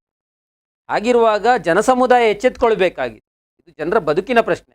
ಈ ವಿಷದ ಗಾಳಿ ಏನು ಇದೆ, ಕಸದ ರಾಶಿಯ ಗಾಳಿ ಏನಿದೆ, ಅದರ ಹೊಗೆ ಏನಿದೆ, ಅದನ್ನು ಉಸಿರಾಡಿದರೆ ಖಂಡಿತವಾಗಿಯೂ ಆರೋಗ್ಯದಲ್ಲಿ ಈ ಸಮಸ್ಯೆ ಬಂದೇ ಬರ್ತದೆ. ಅಲ್ಲಿ ಶಾಲೆಗಳಿವೆ, ಬೇರೆ ಬೇರೆ ಮನೆಗಳಿವೆ. ಇಷ್ಟೆಲ್ಲ ಇರುವಾಗ ಒಂದು ಸಮಗ್ರ ಒಂದು ಪರಿಹಾರಕ್ಕೆ ಜನ ಒತ್ತಾಯಿಸಬೇಕಾದಂಥ ಅಗತ್ಯ ಇದೆ. ಒಂದು ಸಮಗ್ರ ಹೋರಾಟ ನಡಿಬೇಕಾಗಿದೆ. ಜನರು ಅರ್ಥ ಮಾಡ್ಕೊಳ್ಬೇಕಾಗಿದೆ. ಅಂದರೆ ಸಮಸ್ಯೆ ಆದಾಗ ಸೈಲೆಂಟ್ ಆಗಿಬಿಟ್ರೆ ಆ ಸಮಸ್ಯೆ ಪರಿಹಾರ ಆಗುದಿಲ್ಲ. ಧ್ವನಿ ಎತ್ತಬೇಕಾದ ಸಂದರ್ಭದಲ್ಲಿ ಧ್ವನಿ ಎತ್ತಬೇಕು. ಆಗ ಆ ಧ್ವನಿಗೂ ಅರ್ಥ ಇರುತ್ತೆ, ಆ ಸಮಸ್ಯೆಗೂ ಪರಿಹಾರ ಇರುತ್ತೆ. ಇಲ್ಲಿ ಸಮಸ್ಯೆ ಬಂದಾಗ ನಮಗೆ ಏನು ಬಂದಿದೆ, ಎಲ್ರಿಗೂ ಬಂದಿರೋ ಸಮಸ್ಯೆ, ಸುಮ್ಮನಿರೋಣ ಅಂತ. ಇದೇ ಇಲ್ಲಿ ದೊಡ್ಡ ಸಮಸ್ಯೆ ಆಗಿರುವಂಥದ್ದು. ಇವತ್ತು ಪಚ್ಚನಾಡಿ ಆ ಭಾಗದಲ್ಲಿರುವಂಥ ಎಷ್ಟೋ ಜನ ಮಳೆಗಾಲದ ಸಂದರ್ಭದಲ್ಲಿ ಆ ಕಸದ ರಾಶಿಗಳೆಲ್ಲವೂ ಕೂಡ ಒಂದೊಂದು ಮನೆಯನ್ನು, ಒಂದೊಂದು ಆ ಭಾಗದ ಊರನ್ನೇ ನಾಶ ಮಾಡಿಬಿಟ್ಟು, ಸೊ ಆವಾಗ ಇದ್ದಂಥ ಆಕ್ರೋಶಗಳು ಮತ್ತು ಆ ಒಬ್ಬೊಬ್ಬರ ಬದುಕು ದುಸ್ತರ ಆಯಿತು. ಅದಕ್ಕೆ ಯಾರು ಕೂಡ ಜವಾಬ್ದಾರಿ ಹೊತ್ಕೊಂಡಿಲ್ಲ. ಇವಾಗ ಅವರಿಗೆ ಮನೆ ಇದೆಯಾ, ಅವ್ರು ಎಲ್ಲಿದ್ದಾರೆ, ಏನು ಕೂಡ ಕೇಳೋರಿಲ್ಲ. ಸೊ ಮತ್ತೆ ಅದೇ ಪರಿಸ್ಥಿತಿ ಇದು ನಿರಂತರವಾಗಿ ನಡೀತಾ ಇದೆ. ಇದಕ್ಕೆ ಒಂದು ಪೂರ್ಣ ವಿರಾಮ ಅಥವಾ ಇದಕ್ಕೆ ಒಂದು ಅಂತ್ಯ ಅನ್ನೋಂಥದ್ದು ಆಗಬೇಕಾಗಿದೆ ಅಂತ. ಕೊನೆಯದಾಗಿ ಹರಣಿಯವರು ಏನು ಹೇಳ್ತೀರಾ, ಏನು ಹೇಳ್ತೀರಾ, ಜೊತೆಗೆ ಏನು ಒತ್ತಾಯ ಮಾಡ್ತೀರಾ ಸರ್ಕಾರ? ಇದು ಒಂದು ನಾನು ಹೇಳೋದೇನೆಂದರೆ, ನಮ್ಮ ಸಿಟಿಯ ಜನರು ಈ ಒಂದು ವಿಷಯವನ್ನು ತಿಳ್ಕೊಳ್ಬೇಕು ಮುಖ್ಯವಾಗಿ. ಯಾಕಂದರೆ ಅವರವರ ಕಸವನ್ನು ಕೊಟ್ಟು ಬಿಡ್ತಾರೆ, ಸುಮ್ಮನೆ ಇರ್ತಾರೆ, ಆರಾಮವಾಗಿ ಇರ್ತಾರೆ. ಆದರೆ ಅಲ್ಲಿ ಜನರ ಆ ಭವಣೆ ವಿಷ ಇದನ್ನು ತಗೊಳ್ಳುವಂಥದ್ದು, ಅದನ್ನು ಕೂಡ ಜನರು ಅರ್ಥ ಮಾಡಿಕೊಂಡು ತಮ್ಮ ಕಸದ ನಿರ್ವಹಣೆಯನ್ನು ಅವರು ಆದಷ್ಟು ಅವರ ಮನೆಗಳಲ್ಲಿ ಸರಿಯಾದ ರೀತಿಯಲ್ಲಿ ನಿರ್ವಹಣೆ ಮಾಡಿದರೆ ಹೆಚ್ಚು ಅಲ್ಲಿಗೆ ಹೋಗುವಂಥದ್ದು ತಪ್ಪುತ್ತದೆ. ಮತ್ತು MCCಯಲ್ಲಿ ಆರೋಗ್ಯ ಮತ್ತು ಸಾಮಾಜಿಕ ನ್ಯಾಯದ ಒಂದು ಸ್ಥಾಯಿ ಸಮಿತಿ ಕೂಡ ಇದೆ, ಎನ್ವೈರ್ನ್ಮೆಂಟ್ ಅಧಿಕಾರಿಗಳಿದ್ದಾರೆ. ಇದರ ಬಗ್ಗೆ ಚರ್ಚೆ ಮಾಡಬೇಕು. ಚರ್ಚೆ ಮಾಡಿ ಮುಂದಿನ ದಿನಗಳಲ್ಲಿ ಡಿಸೆಂಟ್ರಲೈಸ್ಡ್ ಸಿಸ್ಟಮಲ್ಲಿ ಘನತ್ಯಾಜ್ಯ ನಿರ್ವಹಣೆ ಆಗಬೇಕು ಅನ್ನುವಂಥದ್ದು ನನ್ನ ಅಭಿಪ್ರಾಯ. ಎಸ್, ಖಂಡಿತ. ಸೊ ಇದೊಂದು ಮಾತನ್ನು ಕೇಳಿಸ್ಕೊಳ್ಬೇಕು. ಅಂದರೆ ಈ ಸೆಂಟ್ರಲೈಸ್ಡ್ ಆಗಿದ್ದಾಗ ಎಲ್ಲ ಕಸವೂ ಕೂಡ ಒಂದೆಡೆ ಬರ್ತದೆ, ಅಲ್ಲಿ ಸಮಸ್ಯೆ ಉದ್ಭವಿಸುತ್ತೆ. ಯಾಕಂದರೆ ಸಮಗ್ರ ನಿರ್ವಹಣೆ ಅಲ್ಲಿ ಆಗೋದಿಲ್ಲ ಅನ್ನೋದು. ಆಗಾಗ ಅಲ್ಲಿ ಯಾವ್ಯಾವ ಸಿಟಿ ಇದೆ, ಈಗ ಉಳ್ಳಾಲದಿಂದ ಈ ಭಾಗಕ್ಕೆ ಕಸ ಬರೋದು, ಆದರೆ ಯಾಕೆ ಉಳ್ಳಾಲದಲ್ಲಿ ಸಾಧ್ಯ ಇಲ್ಲ? ಸೊ ಹಾಗಾಗಿ ಅಂಥ ಒಂದು ವ್ಯವಸ್ಥೆ ಆಗಲಿ ಅನ್ನೋಂಥ ನಮ್ಮ ಆಶಯ. ಕೊನೆಯದಾಗಿ ದಯಾನಂದ್ ಶೆಟ್ಟಿ. ಅದೇ ಒಂದು ಜನ ಪ್ರಶ್ನೆ ಮಾಡಬೇಕು. ಇನ್ನಾದ್ರು ಕೇವಲ ಬೆಂಕಿ ಆರುವವರೆಗೆ ಮಾತ್ರ ಅಲ್ಲ. ಈಗಾಗಲೇ ಶಾಸಕರು ಬೆಂಕಿ ಆರಿಸುವ ಪ್ರಯತ್ನವನ್ನು ಮಾಡ್ತಾ ಇದ್ದಾರೆ. ಅದು ಕೇವಲ ಕಸದ ರಾಶಿ ಇದ್ದಲ್ಲ, ಜನರ ಆಕ್ರೋಶದ ಬೆಂಕಿಯನ್ನು ಶಮನ ಮಾಡಲಿಕ್ಕೆ ನೋಡ್ತಾ ಇದ್ದಾರೆ ಅಲ್ಲಿ ತಕ್ಕ ಮಟ್ಟಿಗೆ. ಆದರೆ ಇದು ಸರಿಯಲ್ಲ. ನಾನು ಸರ್ಕಾರವನ್ನು ಒತ್ತಾಯ ಮಾಡ್ತೇನೆ, ಈ ಪಚ್ಚನಾಡಿಯ ಏನು ಈ ಸಮಸ್ಯೆ ಇದೆ ಅದನ್ನು ಶಾಶ್ವತ ಪರಿಹಾರ ಕೊಡಬೇಕು. ಇಷ್ಟೆಲ್ಲ ದುಡ್ಡು ಖರ್ಚಾಗ್ತದೆ, ಇಷ್ಟೆಲ್ಲ ಅಧಿಕಾರಿಗಳಿದ್ದಾರೆ, ಎಲ್ಲವೂ ನಡೀತಾ ಇದೆ, ಆದರೂ ಕೂಡ ಸಮಸ್ಯೆ ಯಾಕೆ ಮುಂದುವರಿತದೆ ಅನ್ನುವಂಥದ್ದು. ಇನ್ನೂ ಆ ವ್ಯಾಪ್ತಿಯ ಜನರು, ವಾಮಂಜೂರು ವ್ಯಾಪ್ತಿಯವರಿರ್ಬೋದು, ತಿರುವೈಲು, ಆಮೇಲೆ ಪಚ್ಚನಾಡಿ, ಇದರ ಸುತ್ತಮುತ್ತಲಿನ ಭಾಗದ ಜನರು ಇವತ್ತು ಚುನಾವಣೆ ನಿಲ್ಲುವವರಲ್ಲಿ ಪ್ರಶ್ನೆ ಮಾಡಬೇಕು. ಚುನಾವಣೆ ಬರ್ತಾ ಇದೆ, ವಿಧಾನಸಭೆ ಇದು. ಯಾರು ಚುನಾವಣೆಗೆ ಅಲ್ಲಿ ಅಭ್ಯರ್ಥಿಯಾಗಿ ಬರ್ತಾರೆ ಅವರ ಹತ್ರ ಪ್ರಶ್ನೆ ಮಾಡಬೇಕಾದ್ರೆ ಈ ಸಮಸ್ಯೆಗೆ ಏನು ಉತ್ತರ ಪರಿಹರಿಸ್ತೀರಿ, ಯಾವ ರೀತಿಯಲ್ಲಿ, ಯಾವ ಮಾನದಂಡದಲ್ಲಿ ನೀವು ಈ ಸಮಸ್ಯೆಯನ್ನು ಬಗೆಹರಿಸ್ತೀರಿ ಅನ್ನೋಂಥ ಪ್ರಶ್ನೆಯನ್ನು ಅವ್ರು ಕೇಳಬೇಕಾಗಿದೆ, ಅವರು ಉತ್ತರ ಕೊಡಬೇಕಾಗಿದೆ. ಮುಂದಿನ ದಿನಗಳಲ್ಲಿ ಈ ವೈಜ್ಞಾನಿಕ ದೃಷ್ಟಿಕೋನವನ್ನು ಇಟ್ಟುಕೊಂಡು ಇಂಥ ಉಪಾಯಗಳಿಂದ ನಾವು ಸಮಸ್ಯೆಯನ್ನು ಬಗೆಹರಿಸ್ತೇವೆ ಅನ್ನೋಂಥ ಇದನ್ನು ಅವ್ರ ಮಾಡಿಸಬೇಕಾಗಿದೆ. ಇಲ್ಲದ್ರೆ ಕೇವಲ ಈ ರೀತಿಯಲ್ಲಿ ಒಂದು ಸಮಸ್ಯೆ ಬಂದಾಗ ಮಾತ್ರ ಅದನ್ನು ಮಾತಾಡಿ ಆಮೇಲೆ ಸುಮ್ಮನೆ ಜನರು ಅದನ್ನು ಮರೆತು ಬಿಡ್ತಾರೆ. ಆ ಬೆಂಕಿ ಹಾರಿ ಹೋಯ್ತಲ್ಲ, ಹೊಗೆ ಹೋಯ್ತಲ್ಲ, ಇನ್ಯಾಕೆ ಮಾತಾಡಬೇಕು, ನಾಳೆ ಮತ್ತೆ ಬೀಳ್ಬೋದು ಅನ್ನೋಂಥ ಇದರಲ್ಲಿ ಯಾರು ಯೋಚಿಸೋದಿಲ್ಲ. ಆದರೆ ಸರ್ಕಾರಕ್ಕೆ ಜವಾಬ್ದಾರಿ ಇದೆ, ಅಧಿಕಾರಿಗಳಿದ್ದಾರೆ. ಅಧಿಕಾರಿಗಳು ಕೂಡ ಇವತ್ತೇನಾಗಿದೆ ಅಂದರೆ ಇಲಾಖೆ, ಇವರು ಹೇಳಿದಾಗೆ ಎನ್ವೈರನ್ಮೆಂಟ್ ಇಲಾಖೆ ಇರ್ಬೋದು, ಟೌನ್ ಪ್ಲಾನಿಂಗ್ ಇರ್ಬೋದು, ಅಥವಾ ಆರೋಗ್ಯ ಇರ್ಬೋದು, ಎಲ್ಲರೂ ಕೂಡ ಬಲಾಢ್ಯರನ್ನು ಎದುರಿಸಲಿಕ್ಕೆ ಹೋಗ್ತಾ ಇಲ್ಲ. ಯಾರಾದರೂ ಸಣ್ಣ ಜಾಗದಲ್ಲಿ ಒಂದು 2-3 ಸೆನ್ಸ್ ಜಾಗದಲ್ಲಿ ಮನೆ ಕಟ್ಟೋದಾದರೆ 1000 ಕಾನೂನುಗಳನ್ನು ಹೇರ್ತಾರೆ, 1000 ನಿಯಮಗಳನ್ನು ಹಾಕ್ತಾರೆ. ಬಲಾಢ್ಯರು ಏನು ಮಾಡಿದ್ರು ನಡೀತದೆ, ಅವರ ಅನ್ಯಾಯವನ್ನು ಸಹಿಸಿಕೊಳ್ಳುವಂಥದ್ದು. ಅದಕ್ಕೆ ರಾಜ್ಯಕ್ಕೆ ಬೆಂಬಲ ಕೂಡ ಪ್ರತ್ಯೇಕವಾಗಿ ಸಿಗೋದ್ರಿಂದ ಜನ ಎಚ್ಚೆತ್ತುಕೊಳ್ಬೇಕು, ಜನದ ಹೋರಾಟದ ಹಾದಿಯನ್ನು ಹಿಡಿಬೇಕು. ಕೇವಲ ನಾವು ಇವರಿಗೆ ಓಟ್ ಹಾಕಿದರೆ ಎಲ್ಲವನ್ನು ಮಾಡಿಬಿಡ್ತಾರೆ ಅನ್ನುವಂಥ ಭ್ರಮೆಯಲ್ಲಿ ಯಾರು ಇರ್ಬೋದು, ಯಾರಿಗೆ ಬೇಕಾದರೂ ಓಟ್ ಹಾಕಿ, ಆದರೆ ಅವರ ಸಂದರ್ಭ ಬಂದರೆ ಅವರ ಕಾಲರ್ ಪಟ್ಟಿ ಹಿಡಿಯುವಂಥ ಇದಕ್ಕೂ ರೆಡಿಯಾಗಬೇಕು ಜನ ಅನ್ನುವಂಥದ್ದನ್ನು ನಾನು ಜನರ ಹತ್ರನೇ. ಇದಕ್ಕೆ ಕಾರಣ ಮುಖ್ಯವಾಗಿ ಒಂದು ಕಡೆ ಜನರ ಮೌನವೇ ಕಾರಣ. ಸಜ್ಜನರ ಮೌನವೇ ದುರ್ಜನರ ಅಟ್ಟಹಾಸಕ್ಕೆ ಕಾರಣ ಅನ್ನುವಂಥದ್ದೊಂದು ಗಾದೆ ಇದೆ, ಅದೇ ರೀತಿ ನಡೀತಾ ಇದೆ. ಬಹಳಷ್ಟು ಚರ್ಚೆಗಳಾಯಿತು. ಒಂದು ವಿಚಾರವನ್ನು ನಾವು ಹೇಳಲೇಬೇಕು. ಸರ್ಕಾರ ಯಾವುದೇ ಪಕ್ಷ ನಡೆಸಲಿ, ಅಲ್ಲಿ ಪಕ್ಷ ಮುಖ್ಯ ಅಲ್ಲ, ಅವ್ರು ರಾಜ್ಯ ಧರ್ಮವನ್ನು ಪಾಲನೆ ಮಾಡಬೇಕು. ಪಾಲನೆ ಮಾಡದಿದ್ದರೆ ಪ್ರಜೆಗಳು ಕೇಳಬೇಕು. ಅವಕಾಶ ಇದೆ, ಪ್ರಜಾಪ್ರಭುತ್ವ ಇದೆ, ಸಂವಿಧಾನ ಇದೆ, ನಮ್ಮ ಹಕ್ಕುಗಳು ನಮ್ಮ ಹತ್ರ ಇದೆ. ಯಾವುದೋ ಸರ್ಕಾರ ಬಂದ ತಕ್ಷಣ ಆ ಸರ್ಕಾರದ ಎಲ್ಲವನ್ನು ತಪ್ಪುಗಳನ್ನು ಕೂಡ ಒಪ್ಪಿಕೊಂಡು ಹೋಗುವಂಥ ಗುಲಾಮಗಿರಿ ಪದ್ಧತಿ ಯಾರಿಗೂ ಬೇಡ. ಪಕ್ಷ ಯಾವುದೇ ಪಕ್ಷ ಇಲ್ಲಿ ಸರ್ಕಾರ ನಡೆಸಲಿ, ತಪ್ಪಾದಾಗ ಪ್ರಶ್ನೆ ಮಾಡುವಂಥ ನೈತಿಕತೆ ಪ್ರತಿಯೊಬ್ಬ ಜನಸಾಮಾನ್ಯರಲ್ಲಿರಬೇಕು. ಆಗ ವ್ಯವಸ್ಥೆಗಳು ನಿಯತ್ತಾಗಿ ನಡೆಯೋದಕ್ಕೆ ಸಾಧ್ಯ. ನಾವು ತಪ್ಪುಗಳನ್ನು ಸಹಿಸ್ಕೊಂಡು ಹೋಗ್ತಾ ಇದ್ರೆ ಇದು ಪಚ್ಚನಾಡಿಯಲ್ಲಿ ಇದ್ದಂಥ ಬೆಂಕಿ ಇಡೀ ಊರೇ ಹೊತ್ತಿ ಉರಿತದೆ.